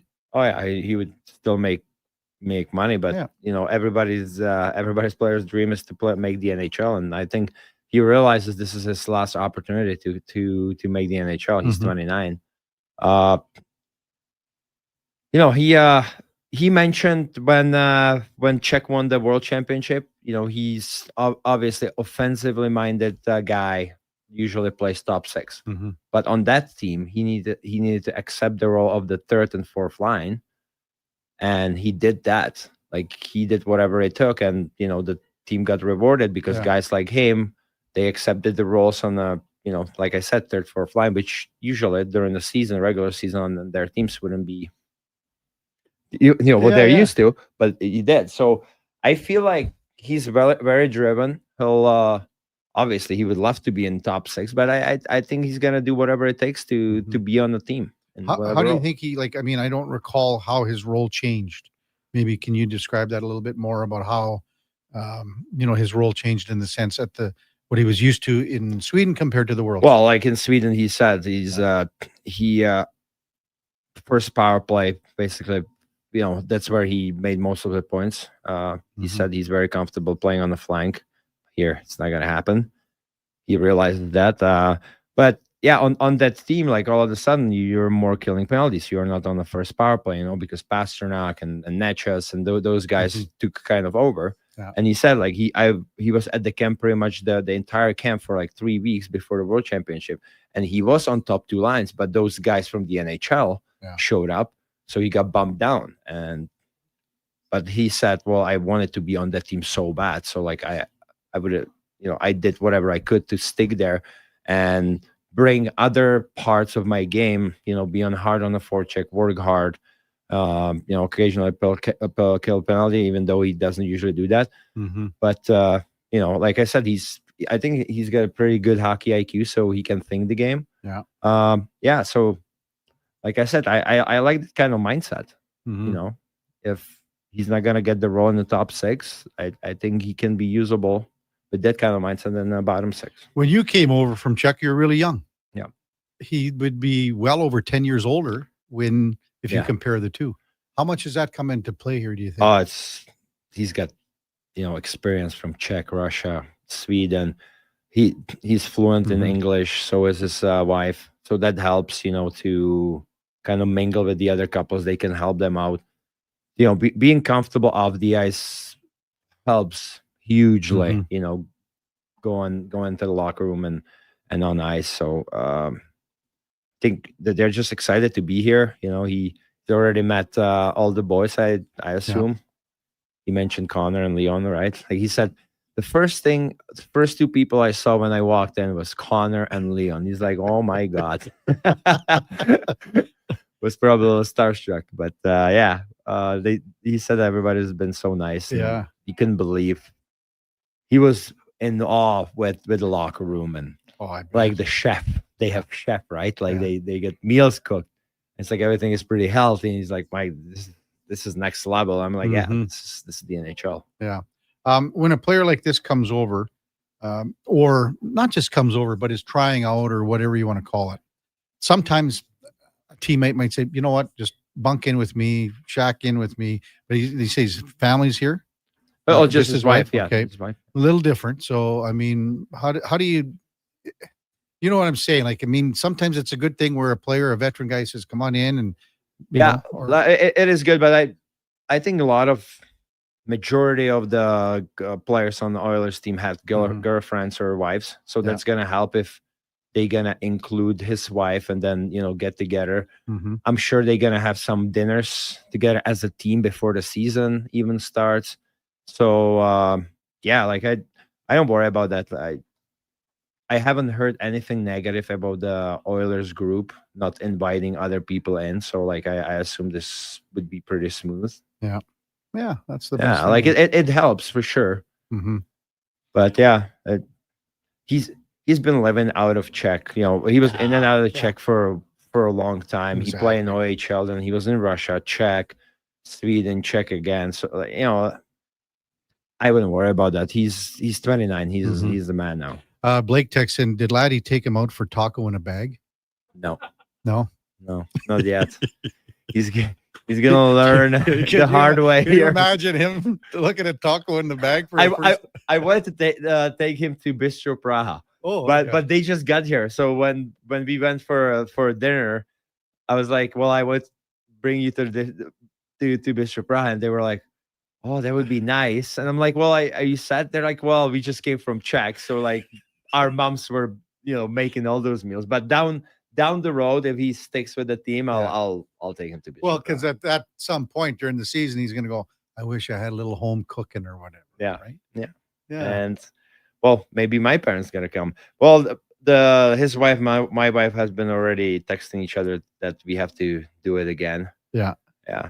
We're gonna have Colin Stevenson coming up at 10 o'clock, talking about the New York Rangers. Yeah. Ooh. So that was a lot of. They go from the President's Cup trophy winning team, President's Trophy winner, to not making the playoffs. I'm gonna say there's one drama team on the West, which was Vancouver Canucks. Yeah. And the other drama team on the East, the one was New York Rangers, in my opinion. I think what was happening there between the management and the locker room there was so much distraction that I'm not really surprised, even with the roster they had, that they didn't make a playoffs. Yeah. It's sad because like I thought, like every year you think they're like, it's like with Buffalo when you think every year they're gonna make a playoffs. Well, with Rangers on the paper, every year you're like, wow, this team is so strong. Like they should be pushing. They should be a Stanley Cup contender. And the one year they showed it, but in the playoffs, they were out pretty early. So yeah, we'll see what's gonna happen. They shipped some veteran players out. I don't know if they get really replaced. And like there's one thing, the on ice product, but the locker room and the voices in the locker room are as important as what they do on the ice. So like I think they got weaker. Kevin Karius, Ladislav Schmid with you on Sports 1440. So this last week was very big. Well, you came in Tuesday because of Oil Kings training camp that started on Thursday technically. They had some other stuff before. So what did you make of the last week or so with the Oil Kings? What you saw? Like I talked to the head scout Chandler about my experience with the Oil Kings when I started up to this point, and this was by far the best camp that I experienced. Skill-wise, determination, the pace, like it was, and it comes. That's nothing against the previous coaching staffs, or it's just I think the players weren't as experienced. Now it's like a little bit older team. They know what to expect. So like, that's the cycle. You know, the junior cycle. Now they're to the point that they should be pushing to, not just make a playoffs, but make like a deep push. But like I really like what I saw. I think Gator is the right man for the job. What did you think of him? Like this is it's good. He was he's like a bit more quiet, but when he talks, it makes sense. He doesn't waste words. He's smart. He knows hockey. He knows hockey development. He knows how to coach. I think those three, Prodder, him, and Chipper, they're gonna work well together. It's funny. Everyone, when you think of Gator as a player, you see the intensity and the drive, the determination, playing at all costs. I wonder how when you coach, sometimes like he is pretty calm. Your persona can't always be like that. It can be like that at times. Yeah, but like I didn't know what to expect him as a coach. Like if it's gonna be like super intense. Yeah, like he's got that like the coach voice, like the serious coach voice. But he doesn't really yell. He just tells you that directly how it is, and I really like that. He was observing a lot. He's learning about the team. So Chipper and Prodder were kind of like a little bit more like more on those like the drills we did on the ice, and he was like sitting back kind of and observing what the players are doing, then telling them about the details and all that stuff. I like that, you know, like he's like, you just feel sense of calmness in him, and I like that. I don't like the coaches who are crazy and like, you have to do this, you have to do that, and like a bark doesn't do any good. Right. So like he's more calm. I feel like I'm sure he's, you know, if somebody's gonna piss him off, he's got that snap. Yeah. Like I've seen it when he played, so that doesn't go away. Exactly. You know, but it's good to have that, but you cannot misuse it, because if you do it all the time, the player is eventually going to become immune to it. You know. Yeah. Text rolling in at 833-401-1440. AMZ says, boys, I have a quick laddie story I wanted to share. Oh my God. It was around September of 2009. I was 20 years old. I was out on White Ave, ran into Laddie with some buddies. We were looking for a cab. Laddie talked to us for a half an hour. Best thing I remember him saying was that he wanted to go have a donair. I joked, that's not really part of a great diet. Then he raised his shirt, showed his abs, and said, don't worry about it. Absolute legend. That was probably 3 a.m. in the morning. Back in the heyday. Oh, yeah, donair on the White Ave. Oh, well, yeah. Queen donair. Yeah. It was always packed. Always packed. Yeah, for sure I did that. Wow. For 100%. My wife, if she's listening, she's probably nodding her head. Yeah. 100%. Oh. Jason says, thanks, guys. You guys rock. I had a Rockford sent a text in. Who's the best goalie out there not under an NHL contract? And I replied, there really isn't one. Maybe Ilya Samsonov. I mean, if you look at the list, there's nothing out there. Georgie the Fifth.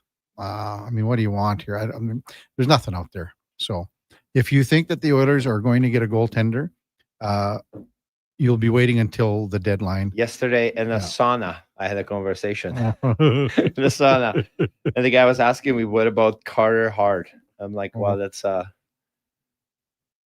don't know if we want to dip into that. Likely not. Likely not. But people are raising Sure. these questions. Like, this is not the first time I've got asked that. But I'm I'm like, two things. Stu Skinner has better numbers than Carter Hart. Yeah. When people text in, I always say to them, if you were running a business, would you hire him? Would you hire these players? And then I've asked successful businessmen in town, many of them, and all of them say, no, I wouldn't. Yeah. So you can say what you want about everything that happened, verdict and everything. But as if you were running a business, would you hire these players? But Edmonton Oilers has a history of hiring people and giving them second chance. You really open a box of worms here as we go to break. I don't want to talk about it. I just said the question. I didn't say if I would do it or not. But I like, Stu is still young. Mm-hmm. Stu is still young. But we'll see what's gonna happen. Maybe he's gonna have miraculous. No, not miraculous. Like he can have a good season. Yeah. Like, and he's had some really, really good stretches. Sure, yeah. Just need to get him for the playoffs.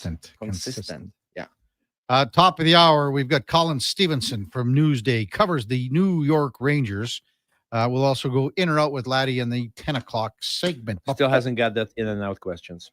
Oh, yeah. They've been sent about 9:26. Oh, sorry. I was just walking here. Yeah. Should be 9:26 the night before. One job to do, dude. One job. I'm busy. One job. Busy guy. You don't get them until the morning. Busy guy. Oh, yeah. Oh, I forgot why. I have 2 cats.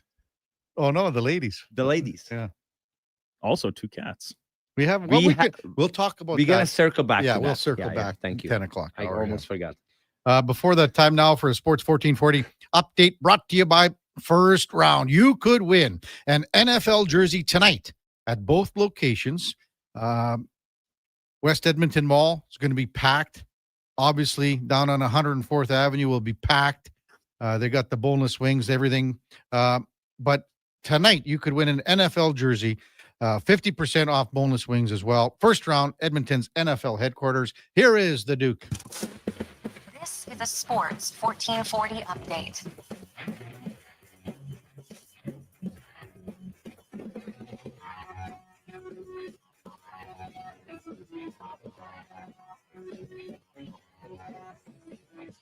2025 NFL season kicking off tonight. Defending champion Philadelphia Eagles hosting the division rival Dallas Cowboys without Micah Parsons after last week's blockbuster trade. Kickoff scheduled for 6:20 Mountain Time. Off the field, Denver Broncos and pass rusher Nick Bonito coming to agreement on a 4-year, $106 million extension that can reach up to $120 million if all incentives are reached. $70 million of the deal guaranteed. Bonito becoming the highest paid non-quarterback in Broncos team history.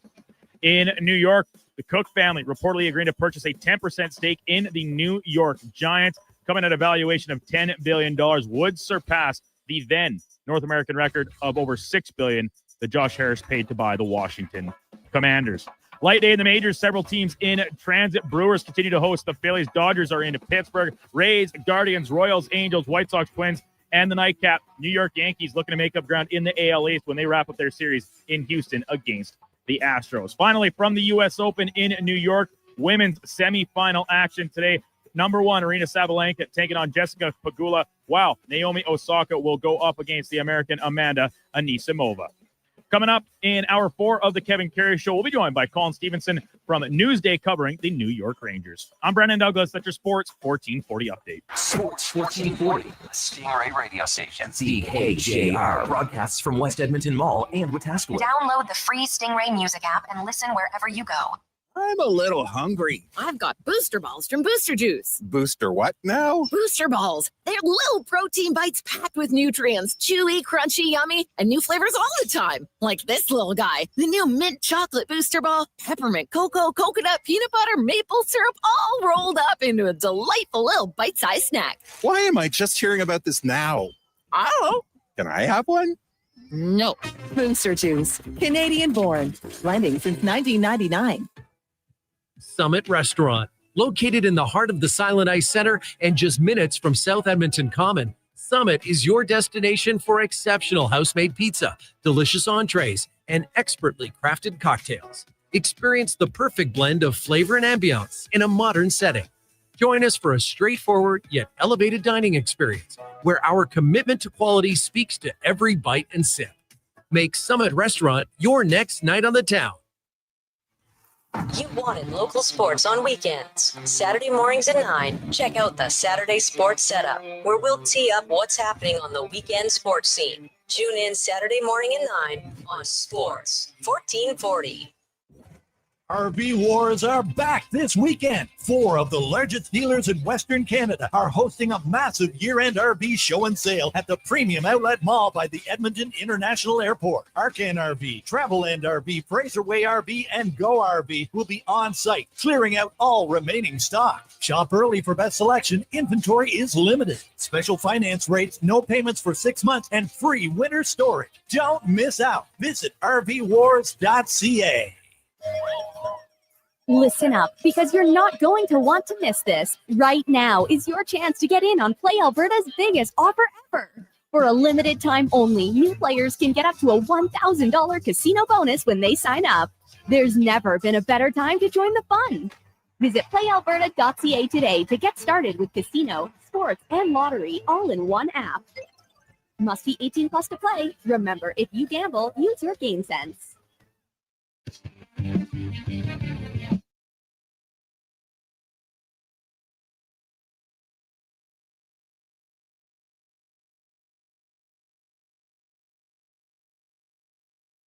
Have your sports curiosity cured with the Kevin Karius Show. This is Sports 1440.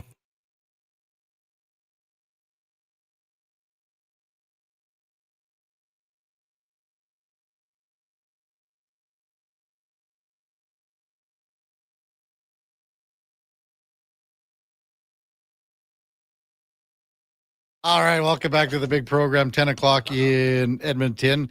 Was it still smoky out there, laddie? Not great, not great. But this, you could see the sun a little bit. Okay. So that's promising, but we'll see. We'll see what happens. Time now for the Puck Report, brought to you by Fountain Tire. Hey, if you're ready to swap your tires out this fall, Fountain Tire makes it easy and saves you cash. Get $50 off tire storage with the purchase of a new set of tires September 2nd through the 30th. No more stacking tires in your garage. Let us handle it. See select locations for details as we welcome in Colin Stevenson from Newsday. Good morning, Colin. You're with Kevin Karius and the former NHLer Ladislav Schmid. Thanks for jumping on Sports 1440 this morning to talk a little New York Rangers. Really appreciate it. I'm honored and I'm grateful that you guys asked me to come on. It's, we're getting ready for training camp.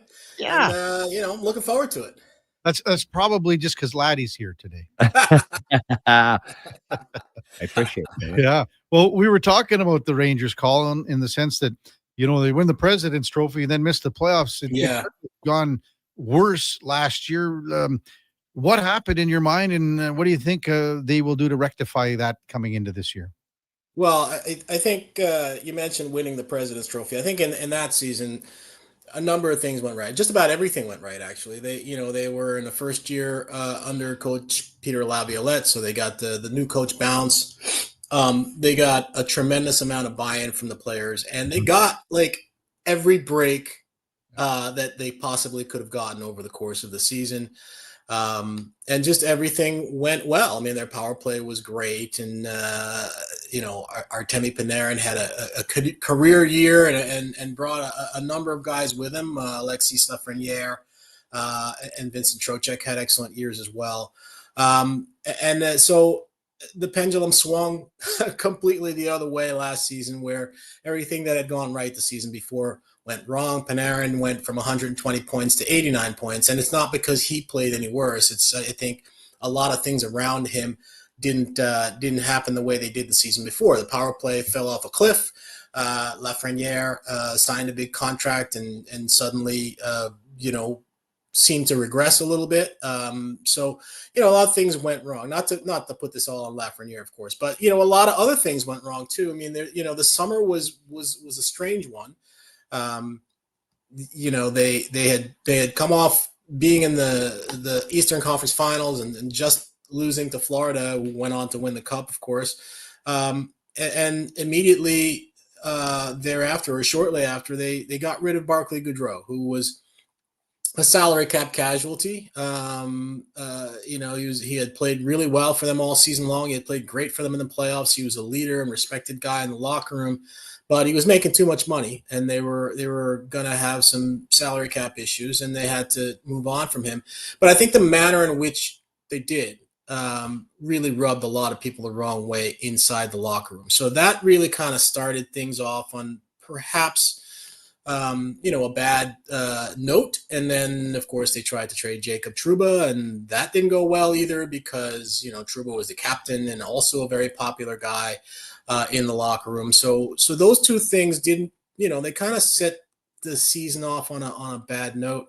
They got off to a really good start early on, and then they fell off a cliff a little bit, and they went, I think it was 5-19 over, from American Thanksgiving until the end of the year. And that really killed their season. But if you're looking for things that went wrong specifically, I would say that the power play, which had been a staple of theirs and which had carried them for so many years, all of a sudden stopped working. The season before, where they'd be down a goal late in the third, they'd get a power play, they'd score a power play goal to tie it up, and then they'd win it in overtime or something like that. This time around, they'd be down a goal late in the third, they'd get a power play, and they wouldn't get a shot on goal, and they would end up losing the game. So I think the power play probably was a big thing in terms of, actual things that didn't work. Again, as I said, a number of guys, didn't have the same year that they had the year before. And I think that, it probably got off to a bad start with some bad feelings in the locker room. Now, those bad feelings in the locker room, I don't know to what extent they created the problem or made the problem worse. But I think that, to look at, what they've done to correct that now. I mean, they've moved on from Laviolette. They've hired Mike Sullivan, Mike Sullivan, as we discovered, at his introductory press conference, was the guy that Chris Drury wanted to hire all along, going back to when Chris Drury was a college player playing on the U.S. team in the World Championships, and Sullivan was a veteran player on that team and came up and sat next to him on the bus. It was cool. So Chris Drury finally has the coach that he wanted, and I think that'll make a difference. I think they'll also get a new coach bounce. I think they'll They should get a natural bounce back. If the pendulum swung one way 1 year, the other way the next year, I would think, you're due for a correction where it'll come back to the norm. Yeah. So a number of things I think they have going for them. But, a lot of it remains to be seen. There are tons of questions still to be answered. Where is he going to play Mika Zibanejad? Is he going to be in the center, on the wing or at center, and things like that. So, we'll have to see, how much buy-in Sullivan gets from the players. I would expect it to be a lot, but those things we have to see. Laddie? Yeah, I just wonder. There was a lot of drama during the season last season. Yeah. I just wonder if the trust has been broken between the management and the locker room, because you mentioned several departures and all of them, in my opinion, were handled very poorly.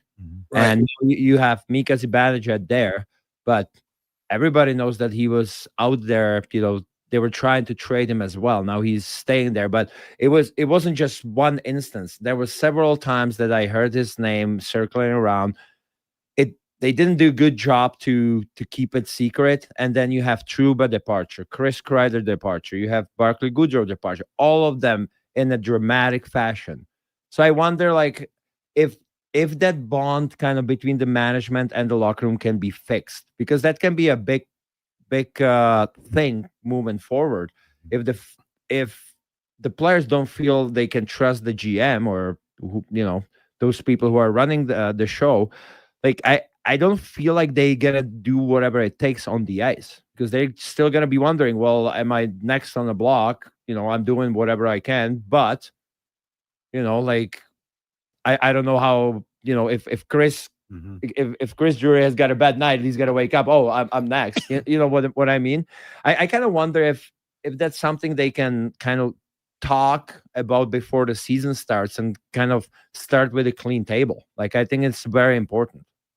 Yeah, no, I hear what you're saying, and I do believe that the relationship was very strained in last season. You mentioned, not just the Goudreau leaving and the stuff in the summer with Trouba, but also that leak that you talk about where that memo came out when apparently Drury has emailed everyone in the league and said, I'm looking to make trades, and Chris Kreider and Jacob Trouba are atop of the list of players I want to move on from. Well, that all was bad, but I think the players realize they don't really have a choice here, right? I mean, when the season ended, Drury got, we all wondered whether Drury's job might be in jeopardy, and instead he got a contract extension. So he's here.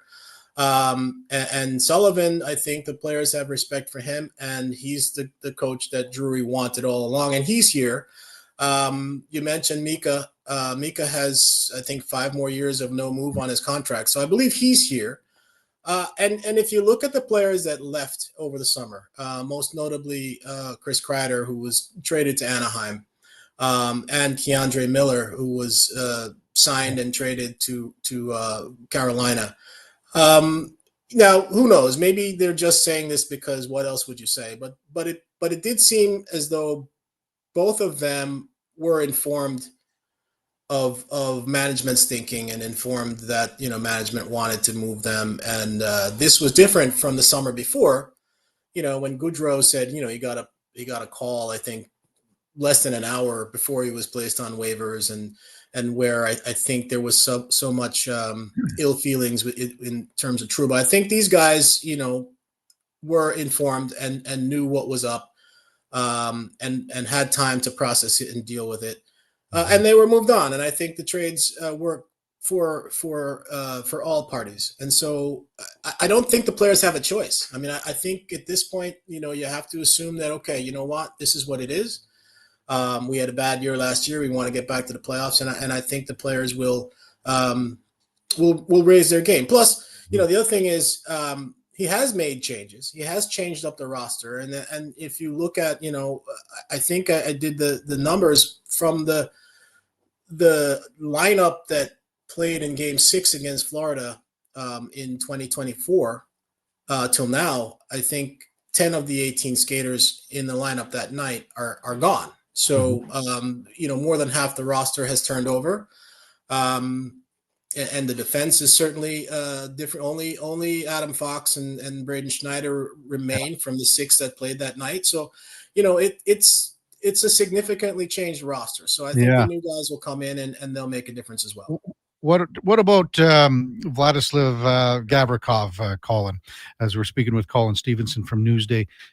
If you're looking at salary going in or out, you mentioned Condrey Miller. That's probably where the money, with him ending up signing in Carolina. But they must be really excited to have Gavrikov in the lineup because we saw him out here a lot. He's good. Laddie, he's a good player. Like this is your defensive shutdown defenseman that they need.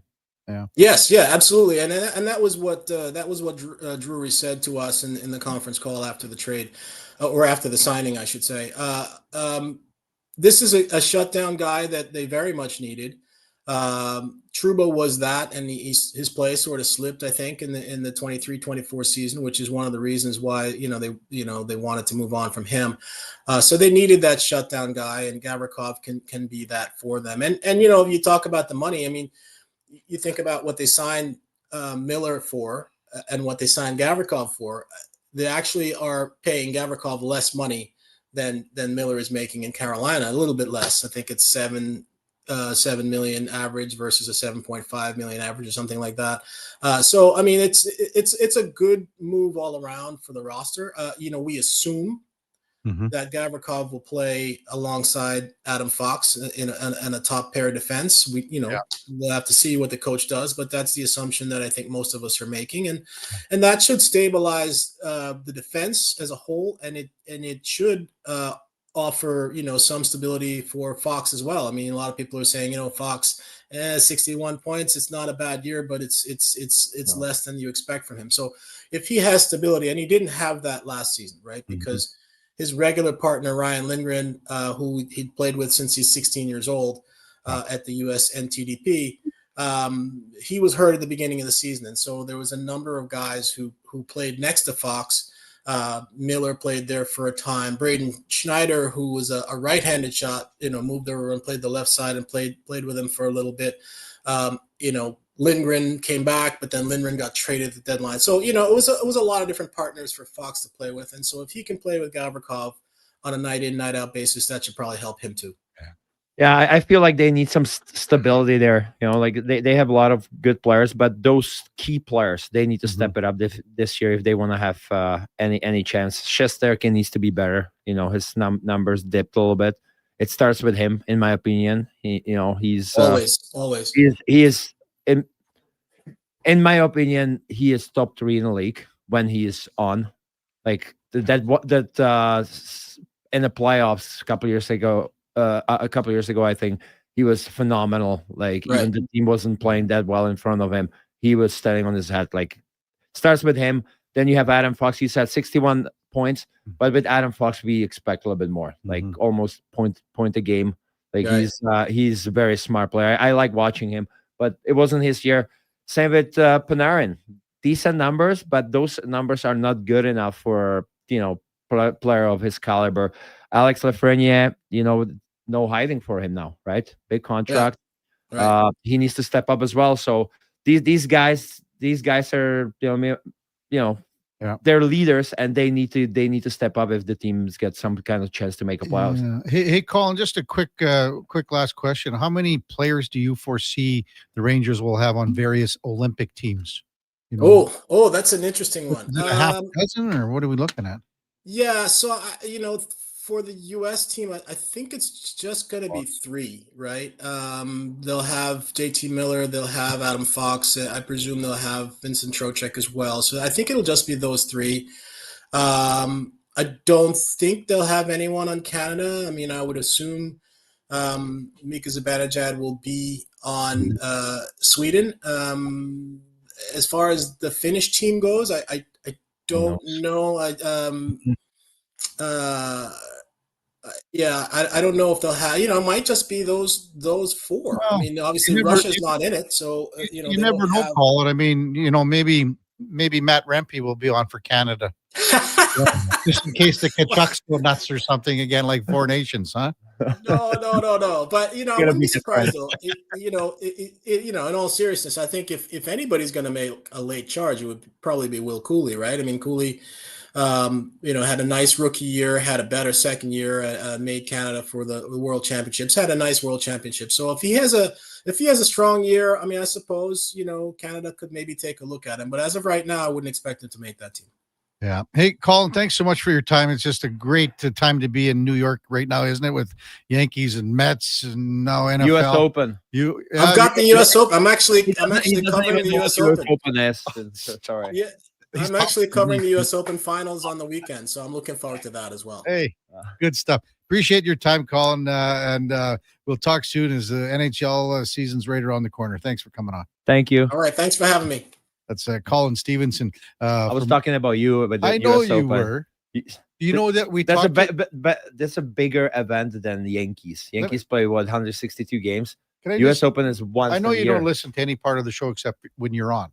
Oh my God. Okay. Well, I don't. I know you don't. Yeah. We had Lucas Whis on just right before you to talk about the U.S. Open. Okay. A lot. Wow. And you what? were really desperate, hey? No. He's been on twice in 10 days. Okay. And let me just say something. We watched the U.S. Open in here yesterday. Felix Auger-Aliassime up against de Minaur. And I said the same question to Lucas Whis. Felix is dominating the aces and the forehand winners, but de Minaur is dominating the long rallies. And what happened? He got away from that strategy.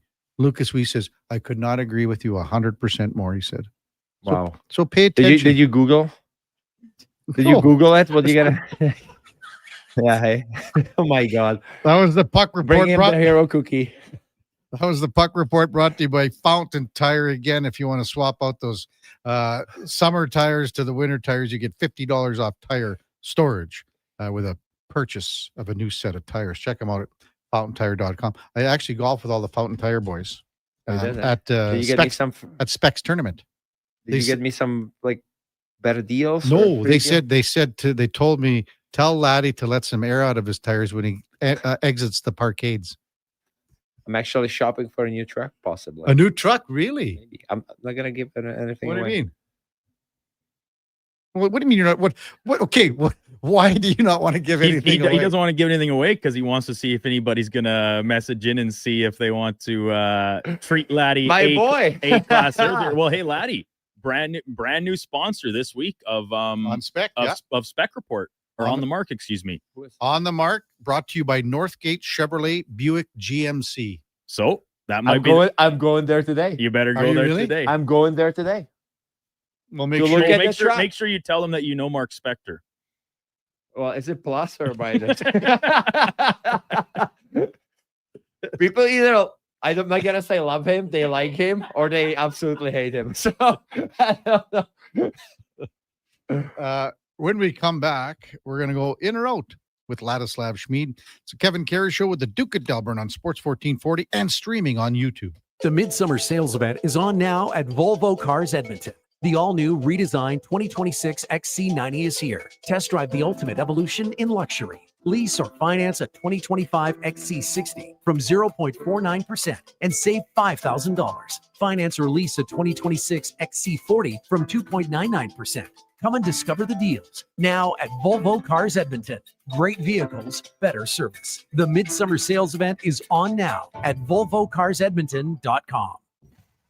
RV Wars are back this weekend. 4 of the largest dealers in Western Canada are hosting a massive year-end RV show and sale at the Premium Outlet Mall by the Edmonton International Airport. Over 200 travel trailers, fifth wheels, toy haulers, motorhomes, and more. Brand new RVs starting for less than $20,000. All the top brands in one location. Special finance rates, no payments for 6 months, and free winter storage. Visit rvwars.ca.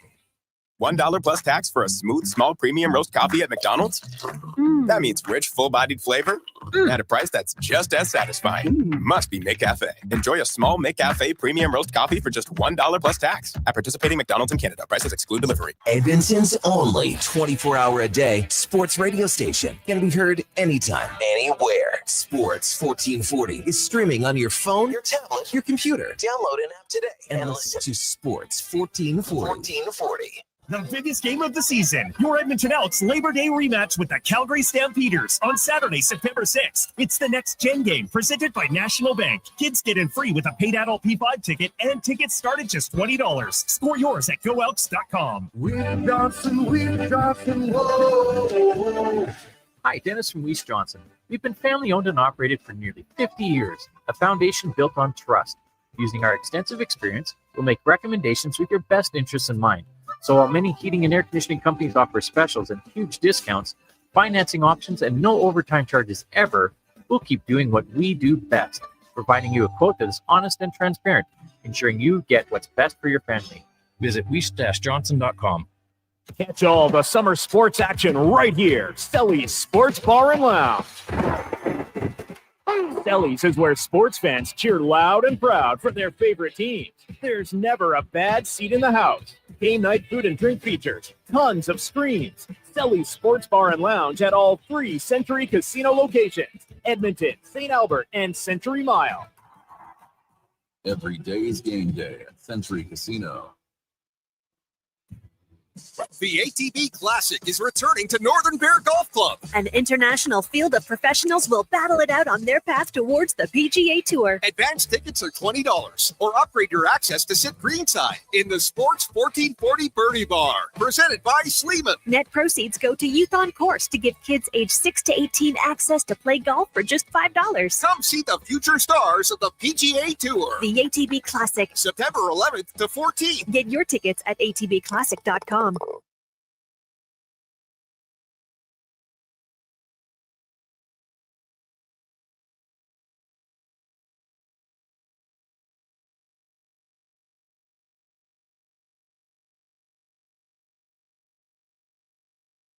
Have your sports curiosity cured with the Kevin Karius Show. This is Sports 1440.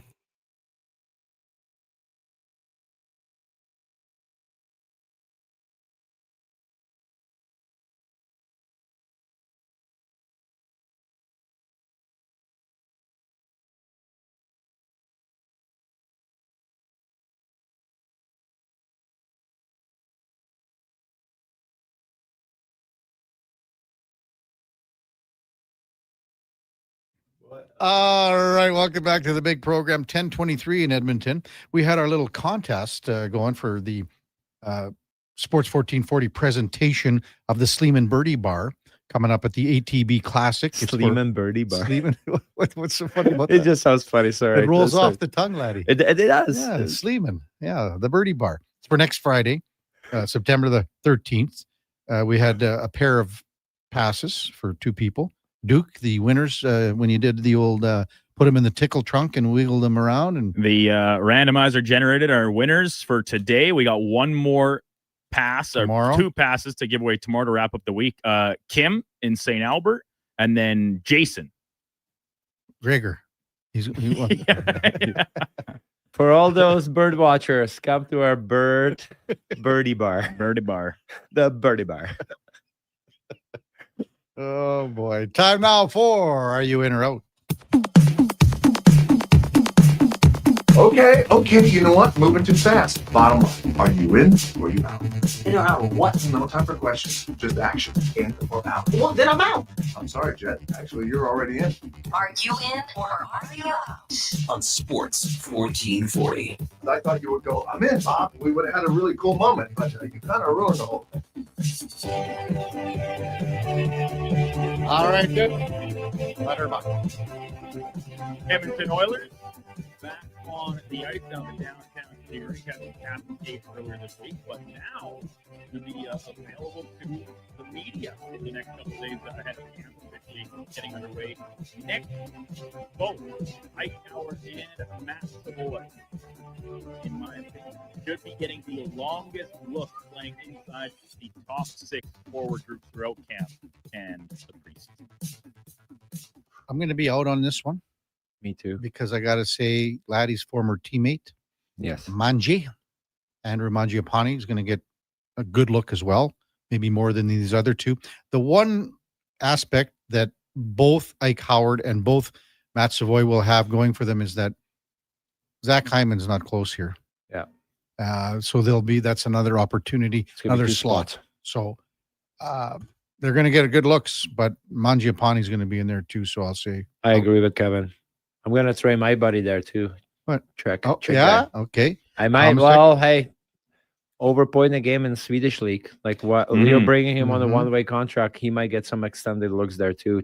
Well, but I agree with Mangy too. I asked you too, though. Like, is he better suited, Tomasek, at center or wing? And he can play both. You said wing, though, probably for. Yeah, but he can play both. He said he's played, I think, more as a centerman, but he played both. And you said at the Worlds he was 3C. I want to say he was. I think he played both as well, but mostly centerman. I'd say. Yeah, I absolutely agree with you guys that both Mangiapane and Tomasek will get looks. I think Trent Frederick will get a spell in there at times as well to see what he can do. And like the locks in the top six, obviously McDavid, Draisaitl down the middle, preferably at times play on the same line. Zach Hyman, when healthy, will be there. Ryan Nugent-Hopkins will play plenty along one of those two centermen's wings at time during the year. But if we're like profiling how to make the best version of the Oilers, is it with Ryan Nugent-Hopkins as your third line center or Trent Frederick as your third line center? He's shown interest in wanting to play the center position. Maybe it is Tomasek if he has enough comfortability there his first year in the NHL. But like these two young kids, they don't need both of them to blow the doors off, light the world on fire. But I think the best version of the Oilers has them in the NHL lineup, and their skill sets are more conducive to a top six. If we're talking about Frederick or Mangiapane, maybe Tomasek, very unfamiliar. Laddie, you have the best insight there. Their games better translate to being offensive bottom six contributors because they have more elements to their game, as far as we know. Yeah, like if you playing Howard or Savoy, like in my opinion, they have to be in top six. Right. Like it's like they bring they're so young. They're gonna only bring the offensive side right now, in my opinion. Like for me, Nuge, like I know everybody's talking third line centerman. Nuge works with McDavid. So like I would just keep him there. You know, like let's not like. I think you're gonna have the options of both. You're gonna have options, but yeah. But I don't see like Savoy and Howard making the top six. To me, that would be two. We already talked about it. Yeah, Ike Howard has to blow everyone's doors off here. Yeah, because Savoy's got 1 year of pretty good hockey in the American League. Yeah, Ike Howard's behind that. Yes. The way I see maybe the season starting with both still on the NHL roster in the top six is the health status of Zach Hyman, and if he needs maybe a extra couple games, weeks, whatever it is, to get back to 100%, there is absolutely no need to rush him back if he's still recovering from surgery. But like I said, there were sightings with him, the cast on or the soft cast, whatever. I guess we'll get a clearer picture once they fully report for camp here in the coming days. Out in Minnesota, team owner Craig Leopold of the Wild making waves with some comments about Kirill Kaprizov's next contract, saying that it will likely be the biggest in the NHL ever. Interesting thing to say with, Connor McDavid also due for a new contract at the exact same time. I do think that Kaprizov's contract could be the biggest in NHL history, but only if it is in the fashion of re-signing with Minnesota. Is like term 2? Is that what I think it's the total dollars is what they're talking about here, because our best inclination right now is that Connor McDavid is not signing a max term deal. Kaprizov could be inclined to go the same route to cash in again, but if he's sticking in Minnesota and they like the Wild are a team in franchise history so desperate for star level players, all their best guys usually leave to go elsewhere. It's Minnesota. Hey, great spot. It's kind of like Edmonton in a lot of respects, though. The desirability free agent wise, I think if they pay Kaprizov enough money, he could still sign a full term extension. I'm in. Yeah, I'm in. Like they have been very vocal about it, and like you said, they're desperate to keep the stars there. And Kaprizov, like I'm not saying he wouldn't be as dominant on any other teams, but he's familiar there. The team They've got a really good team in the team is really solid. I was gonna say that. Like they have some good defensemen up front. Matt Boldy, rising star, right? They have some good pieces, and I love watching Kaprizov, man. Like when he's on, he's one of the most dominant guys in the NHL. It's no, it's no secret. So like and the owner's obviously in love with him. Like he's talked about this contract extension past 2 years. I wouldn't be surprised at all. Yeah, I'll go in as well. Yeah. And it might be, again, this would kick in the following season. He's got one more year left at 9. Maybe it's 14.1 million. Yeah. Maybe he just says just a little higher than Leon's. Yeah. So, but like, yeah, in full term, it could happen. Like, I don't even know how old he is. 27, 28? He's the same age as McDavid, is he not? Is he? Or 28. Yeah, 28. he's 28. So he could do 8 years. Absolutely. And here's the thing, let's just say he's not interested in staying in Minnesota. He plays out this final year of his contract, regardless of how much money they throw at him, and he does hit the open market.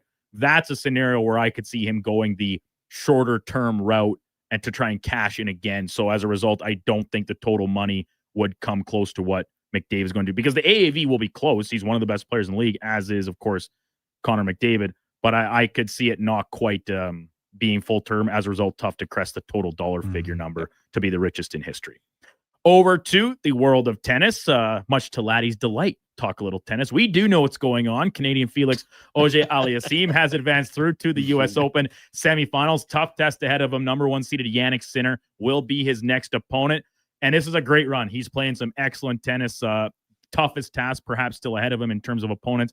But even if Felix can win this major championship in the world of tennis, I still don't think it tops the storyline of Vicky Mboko's win at the Canadian Open MBO last month. So I can't be more out on this, Duke.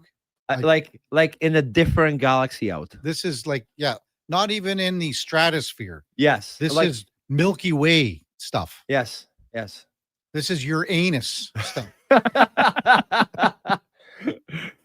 I think we are on the same page. Yeah, today. I'd say, we're both out on this one. Poor Duke. I don't know where, listen. This is a major. US Open is a major. There's like, if he can win, if Felix can win and beat those two guys, number 1 and number 2 seeds, like that's crazy. Those two guys are like crazy good. Yes. Like you don't understand how good these guys are. And if he can beat them, he's 21st in the world right now. Like that's a huge story. This would be the biggest story of the year for Canada. By far. 2026 is going to be Olympics. So I absolutely comprehend the major championship argument, but the 18-year-old out of nowhere, Vicky Mboko defeated Coco Gauff, Elena Rybakina, and Naomi Osaka, amongst others, of course, on route to winning a Canadian Open on home soil in front of raucous crowds. Not even close. What happened with the raucous crowd in the first round of the U.S. Open for Vicky Mboko? Do you it wasn't on home soil. Alcaraz, Sinner. Those are like, do you see those guys? They're like next level good. They are. They're so dominant right now. The pressure that's at majors is like, you cannot compare it to anything else. Like, if he can do it, like, wow. Hats off to him. So here's my question then. If you guys are so out on this, it's not even worth consideration. If this is as far as he gets, if he loses in the semifinals, is that to get to the semis in a major and you lose to the second best player in the world, number 1 seed in the tournament, does that still trump what Mboko accomplished? It is pretty close. Sorry, I was zoned out. I was zoned out right from the. I'd say it's very close. Like him being in the semifinals at this, like there's so many good players. Like it was a really good field at the MBO on the women's side of things. Like it's not like she beat a bunch of scrubs. I'm not taking it away from her, like a promising young player, but still U.S. Open. Still the U.S. Open. All right. So it's only 4 majors a year, man. The pressure is like crazy. And he already beat some really good players on the way there. So. Yeah, absolutely. Tonight, NFL season upon us, 2025 kickoff. Defending champion Eagles hosting division rival Dallas Cowboys in a game that will feature what I'm predicting to be the NFC East number 1 and last place teams this year. Going to be out on this one too, Duke. Out on this one too. I just don't think that the Giants are going to be better than Dallas this year. Might be close. Maybe it's a win. Maybe that's the differential. I don't think the Giants are there yet. I think Dallas's offense is still good enough. They got Kenny Clark too to stop the run. Stop the run. Their defense actually got better, according to Jerry Jones, by moving on from Micah Parsons. They can stop the run now. Parsons, one-dimensional player in the owner/GM's eyes. And Eagles got to be first. Yeah. I think that's like the Commanders are a team on the rise, but I still don't think their defense is anywhere close good enough to win the division. And they have a infinitely harder schedule this year than they did last. While we're on this topic, are you going to be in our survivor pool? I sent him the link. Send me. Yeah, It's sorry. easy. I didn't have time yet. Well, you Don't even just look. got to pick a winner. Okay, I'll look into it. Well, does he have to pick by tonight or not? No, you can. Unless you you can't pick from tonight's game after kickoff, Yeah. but you can still pick from tomorrow's game or Sunday's, obviously, All right. and Monday. I registered for the other one, Duke. Oh, the one, the yeah. $50 one. Yeah, it's a little rich for my taste, Kev. Not all of us got that Big cash though in that thir- one. Well, he has been 30, robbing 30 bank- years of he has- global TV. money. Yeah, he has been robbing bank for a year. So $8,000 in this one. $50. Wow. Yeah. Well, I didn't say it. Like I'm out on it too. Yeah, I don't think Dallas is gonna be last. I agree, Kevin. The offense is still very prolific and will be able to put points on the board. I can see a lot of like the Cowboys scream as an over total team for me all year long. Like every game, pretty much regardless who they're playing, they come up against good defenses. The Eagles, they have a good defense. It's a different looking group. The secondary has some question marks now. I know how good the D line is here too. Like, I mean, you think I'm dumb, MTR? Let's come on. Wow. You know, like, the the text, you Kevin. Have you taking- seen the Giants D line? You know, yes, I've seen it. I think the Giants can come close to the win total of the Cowboys this year. I think it will be close. Okay, well. Maybe even they tie, but I think they split the division, the two divisional games. I don't know. I'm just after this Parsons trade, I just think the Cowboys team seemed like a team in a little bit of disarray, and as a result, that could spill over to the results on the field. Wrapping it up today, National Spice Blend Day. Ooh, spicy. If you can only have 3 spices in your cupboard, excluding salt and pepper, so those are a little obvious for me, I think. They should be garlic powder, cayenne pepper, and I did originally have Italian in here, but you guys said, hey, that's a blend. Sure it That's is. a blend itself, so that's fine. I will eliminate that and replace it with onion powder. Well, I'm going to be out. What's this? Give me your 3. What, you guys had a bet on this one or what? No, they just think I'm really smart. Pepper. Yeah, Pepper- no. Paprika. That I have would be my- paprika in. So do I. I wrote it down already. Paprika. Onion and paprika and garlic powder are my 3. That would be my 3 too. There you go. So yeah, I wouldn't do So, cayenne pepper. I would do onion Paprika. powder, garlic, and paprika. That's it. When you do the Like, rib, we're- that's right. we're We're on on fire. fire. We're on fire today. It's unbelievable. Because the paprika is like when you do your mix for the ribs, the coating and the seasoning, it is the trilogy: onion powder, garlic powder, and paprika. Gives that nice little reddish, and if you can get the smoked paprika, it's even better. I even put it on like a chicken breast when I barbecue. Like it goes with anything. Yeah, that's I think I'm the gonna throw versatility. one. I like you mentioned Italian. Try Vegeta. What's that? Vegeta. It's a blend. It's from Europe. You can buy it here. It's better than Italian. Oh, but like you would use it in the same spot you would use an Italian. Italian, seasoning. similar. Okay. Yeah, it's a blend of vegetables, but it's from Europe. You can use it basically for anything, like soups, soups mainly. Okay. What did you call it? Vegeta. Okay. Jordan thought you said something else. That also starts with a V. Matt Leduc says iMac, every check will pick paprika. Yeah. They also have different hotness levels for sure. Yeah. And that's like what? So paprika and cayenne pepper, I think, are pretty close, right? Like if we're talking application wise, what you would use them on, because those 3 spices, the garlic and the onion powders, they're very like you use them on almost everything in some way or another. So you kind of need to have that as a base level of your seasoning blend.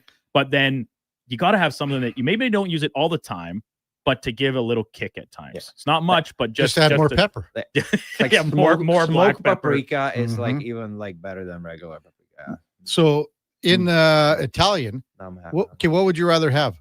Dried oregano or dried, basil, I guess, because those are oregano. The two main things in Italian I would go with seasoning. oregano. That's true.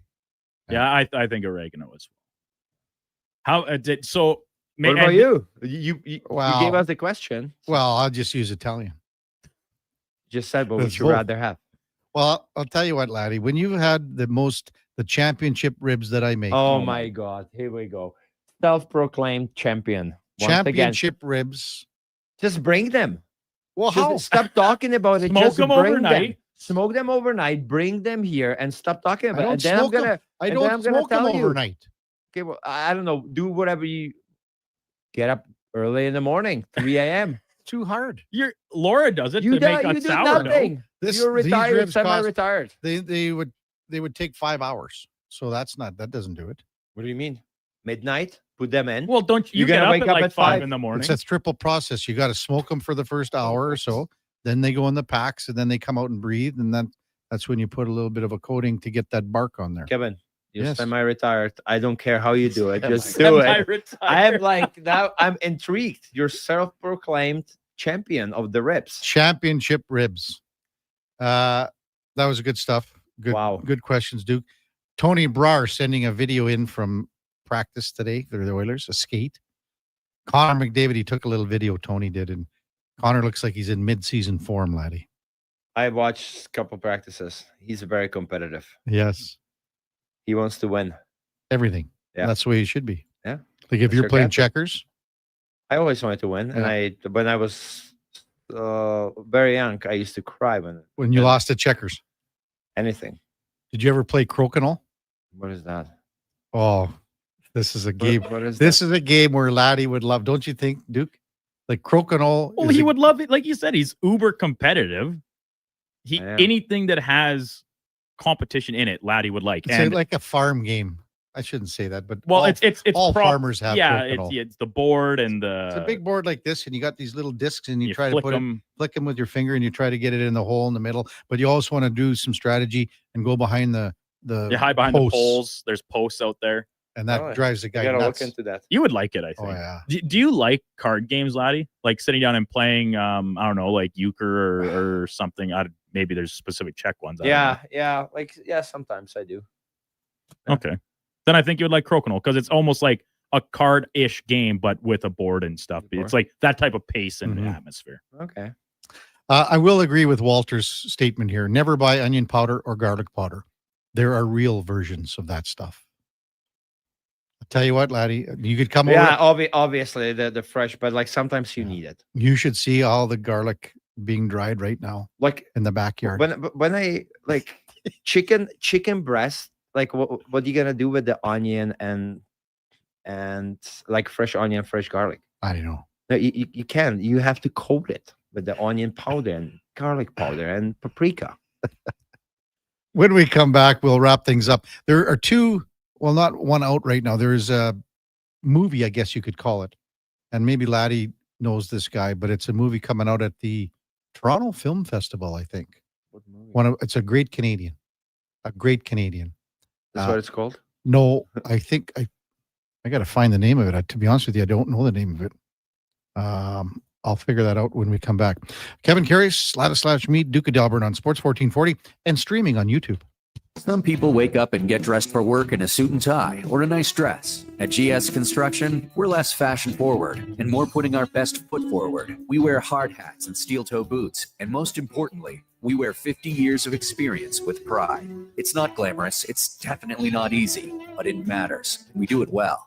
So if you'd like to be part of something where your work matters, GS Construction is hiring. Just remember, when you come for an interview, ditch the tie. See more at gsconstruction.ca. When you have lifting and material handling needs, Northwest Crane delivers. Western Canada's Sandy dealer. backed by the industry's toughest one. 3 years, 3,000 hours, no compromises. They service all crane makes and models with skilled technicians and deep industry expertise. Alberta owned with locations in Leduc and Grand Prairie and fully equipped service trucks. Northwest Crane keeps your operation lifting.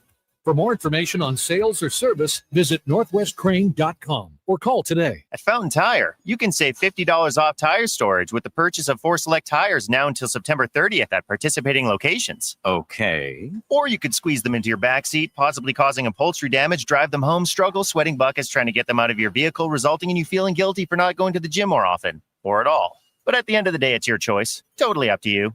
Definitely $50 off the tire storage. You got it. Book your appointment today at fountaintire.com. Fountain Tire. We're on this road together, Canada. Silent Ice Sports and Entertainment is an innovative market leader across Western Canada with sports and entertainment properties, including the Spruce Grove Saints, the Junior Prospects Hockey League, Silent Rides Charter Company, the Hockey Super League, and the newly launched Female Super League. Silent Ice also owns the Western Hockey League's Seattle Thunderbirds and operates the Morinville AAA Arena. The Silent Ice Center, a new state-of-the-art entertainment facility, is open in Nisku, which features 2 sheets of ice, including a 1,600-seat arena and a restaurant with a viewing area. God said, I need somebody to get up before dawn, milk cows, work all day in the fields, milk cows again, eat supper, go to town, and stay all night at a meeting at the school board. So God made a farmer. Hi, Mike here from Northgate Chevrolet Buick GMC. We are so thankful God made a farmer. For the month of September, it is our goal to feed 500 families. With every vehicle sold, we will feed a family of 4. So please help us reach our goal. Visit us online at northgategm.com.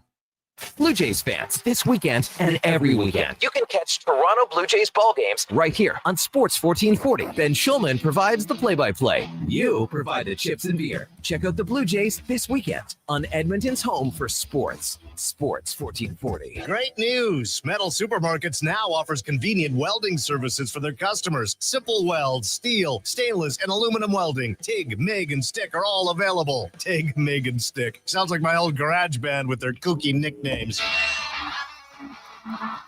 Yeah, we were huge in Japan, but never really caught on here. Your loss, Edmonton. Metal Supermarkets, your local convenience stores for... and welding. Southside, West End, metalsupermarkets.com. I'm Rick Showers from Noble RV, and I want to explain how our operation works. You see, over at the new RV store, they take orders and try to sell them all by camping season, and sometimes they sell out early. Sometimes they're stuck with a few that just won't move, and maybe they take a couple of used ones on trade. At Noble, it's a whole different ballgame. You have inventory arriving all the time, right, Rick? That's right, Bob. The RVs at No Bull are here on consignment. Folks choose to sell their RVs with us because the customers are already here. And you specialize in used RVs. Better believe it, Bob. The new RV stores are not that interested in used models. And nobody in Alberta has more quality used RVs than we do. Not by a long shot. So if you want to sell yours fast, come to where the buyers are. And that's here. And that's Noble. NobleRV.ca.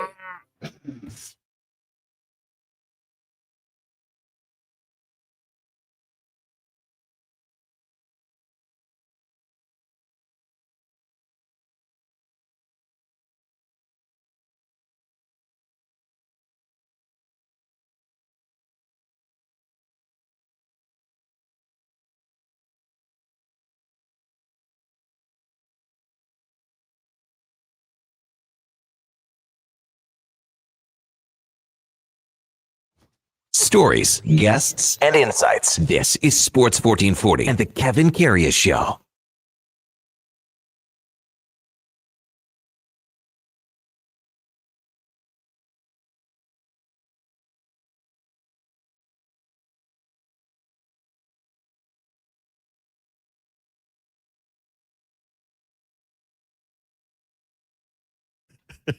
Welcome back to the big program. I just saved you, laddie. Just saved you. You saved yourself. I don't care. I'm non-filtered. No, thank you. I appreciate it. The F-bomb was flying around. It was coming close. It was coming close. Okay, before we went to break, I mentioned this film that's coming out in the Toronto Film Festival. It's called John Candy, I Like Me. John Candy? John Candy. So it's a documentary about the John great Candy? Canadian actor. Now, you remember John Candy in a lot of movies. So I think this is something Funny. that a lot of Canadians would love to see. Yeah. I don't know. It's just as soon as I saw it, I saw a couple of things and guys crying, like all his former friends crying at this thing and stuff like that. So Gotta be deep. I think it will be. But I Deep. mean, this was a guy, man. He was, because the reason why, laddie, back in the day, John Candy used to film SCTV with all the characters in Edmonton. They filmed all of their shows here in Edmonton. Where was he from? They were all from Ontario. He was in Ontario? Toronto. But I guy. was in Yeah. here. And that's They pretty filmed them cool. all here. Then, you know, he went on to be part owner with Wayne Gretzky of the Toronto Argonauts football team. Oh, yeah. I had no idea. Yeah, this is a guy that, So he was a sports guy. Oh, he was he played offensive line when he was in high school and things like no that. idea. Obviously a big Maple Leafs fan. He changed one of his best skits. He got all the Ukrainian names. There was a guy named Pete Stemkowski, Frank Mahovlich, and someone. So he invented a character called Pete Stemhovlichki. Mixed it up. Mixed it all up. Got them all together. That's funny. Yeah, it's good. Now, there's another movie that was coming out, and I haven't been able to get too much information on it, and I'm not sure when it is. But there's a John Madden movie coming out. Did you know that, Duke? Yes, I did. There's a pretty. Who's playing the lead role? It's a pretty big actor, isn't it? It is Nicolas Cage. Right. Nick Cage is playing John he's gonna Madden. play, yeah. So he either, lots of, a little bit of weight, a little bit of makeup. I don't know. But I think I those wonder what the final product gonna be. Wow. I mean, John Madden was as beloved as it gets when it comes to a coach turned broadcaster. Yeah. I mean, Should be cool. everyone loved John Madden. Yeah, it should be cool. Yeah. Cool movie. Those are two movies that I want to see, plus the replacements, Duke, that maybe you could probably check in. What's the matter with you now? Check's gonna be in the Katerina Sinikova in the doubles. She's with Townsend. I know. Yeah. We were just talking about Townsend. The incident, yeah. Little incident. Oh, the Czech girl losing to Osaka. Not a great day yesterday for tennis players from Czech. What's on the go for you this weekend, laddie?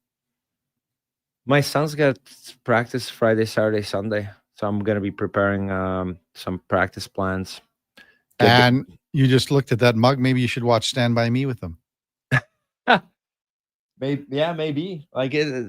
We like to watch movies at night, but his practices are in the evening. All of them. So, but we'll see. Good. Edmonton Elks just released that they've signed defensive lineman Jordan Williams. Where's he out of, Duke? I'm just kind of looking quick here. Jordan Williams. Last playing professionally for the Memphis Showboats of the USFL in 2023. Also spent time with the Dolphins roster. Went unselected in the 2022 draft. But yeah, both VTech and Clemson. And Clemson was on the roster that won the 2019 national championship over Alabama. I believe that was the Trevor Lawrence team, was it not? There you go, Alabama.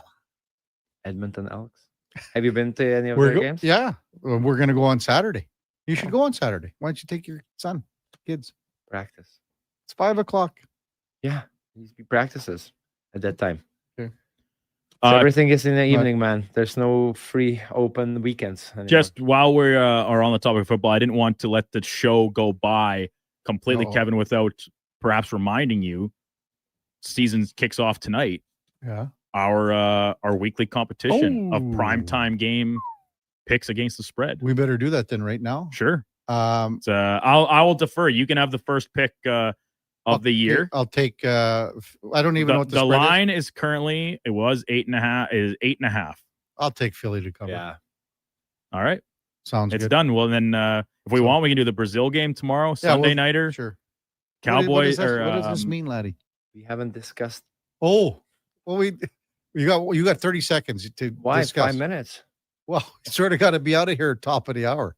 But you want to discuss Duke's. Yeah, where are we at? Is there wedding bells or? I don't know if it's different in Czech, laddie, but a little slower moving over. It's not the 1 week. Are you still engaged? Was I engaged to be wed? And texting. Oh yeah. I'm still engaged. Have you had any dates? I'm still engaged in communications. Has there been any dates? No, not yet. Just, so you haven't seen since the wedding night. Anyone. Correct. But she's out of town. No, but so really well, cool one's sort of out of town, but they're so here. This is not an excuse. It's just a fact. School teachers this last week has been prepper, and now first week back is obviously this week or the end of last week. So schedules have been pretty busy, but everything's positive. Now, it's all positive. Would it help if you just focused on one instead of two? Like No. I get preparation, but how about 8? Like if she's really interested, like well, here's my problem. The first week you don't teach the kids anyway anything anyways. So like if I don't know, it smells like excuse. Yeah. Well, cats get in the way. My understanding is that nothing will come of it. That's my estimation. Oh, it's just a fun little way to pass the time for a little bit. It's disappointing. Keep me busy in the afternoons and evenings. I don't do anything. Are you on YouTube too? Like, are you on camera? Sometimes. Yeah, he is. Sometimes when you're not on camera, I'm on camera. Maybe she should start watching the YouTube channels. Yeah, maybe. Well, she knows what I look like. We've met. Well, I know, but like if it's just reminded her again, it's like, oh, maybe I want this boy. Yeah, in my life.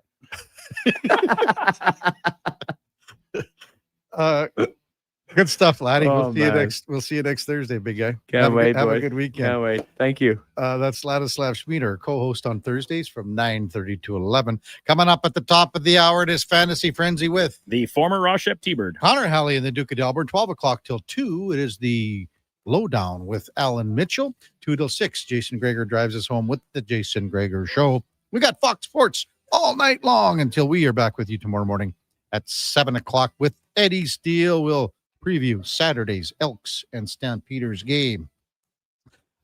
Before all that, time now for a Sports 1440 update brought to you by Culligan. For all your residential water needs, your local water treatment company, more than just big bottles, check them out at Culligan.com. Hey, thanks everyone for listening. Really appreciate it. Yeah, you're welcome, Laddie. Thanks for listening. Really appreciate all your great texts and all your interaction this morning. I have been told Jason Greger is going to be talking about that under-17 soccer team from Edmonton. Greg sent me a note, and he'll be talking about that during his show as well. Again, thanks for everybody listening. Have the wonderful rest of your Thursday. We'll see you back here tomorrow morning at 7 o'clock. Here is the Duke. This is a Sports 1440 update.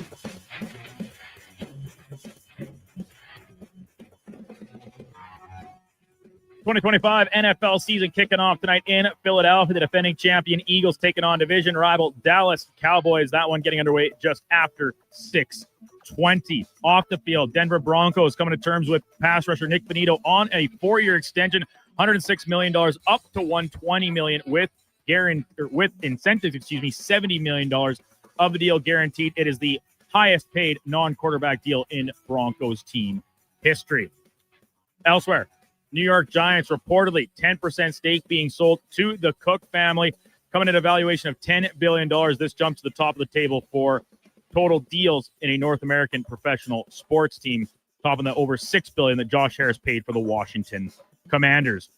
Edmonton Elks adding to the club, signing defensive lineman Jordan Williams to the team. Williams last playing with the Memphis Showboats in the USFL back in 2023. Light day in the majors, just 6 games, several teams in transit. Brewers hosting the Phillies, Dodgers, Pirates, Guardians taking on the Rays, Royals host the Angels, White Sox are in Minnesota, and the New York Yankees wrap their set in Houston against the Astros. Finally, U.S. Open from New York, women's singles semifinals today. Number 1 seed Arina Sabalenka taking on Jessica Pegula, while Naomi Osaka will up against Amanda Anisimova. Coming up on Sports 1440, it is Fantasy Frenzy with Hallie and Douglas. I'm Brandon Douglas. That's your Sports 1440 update. Sports 1440 in West Edmonton Mall and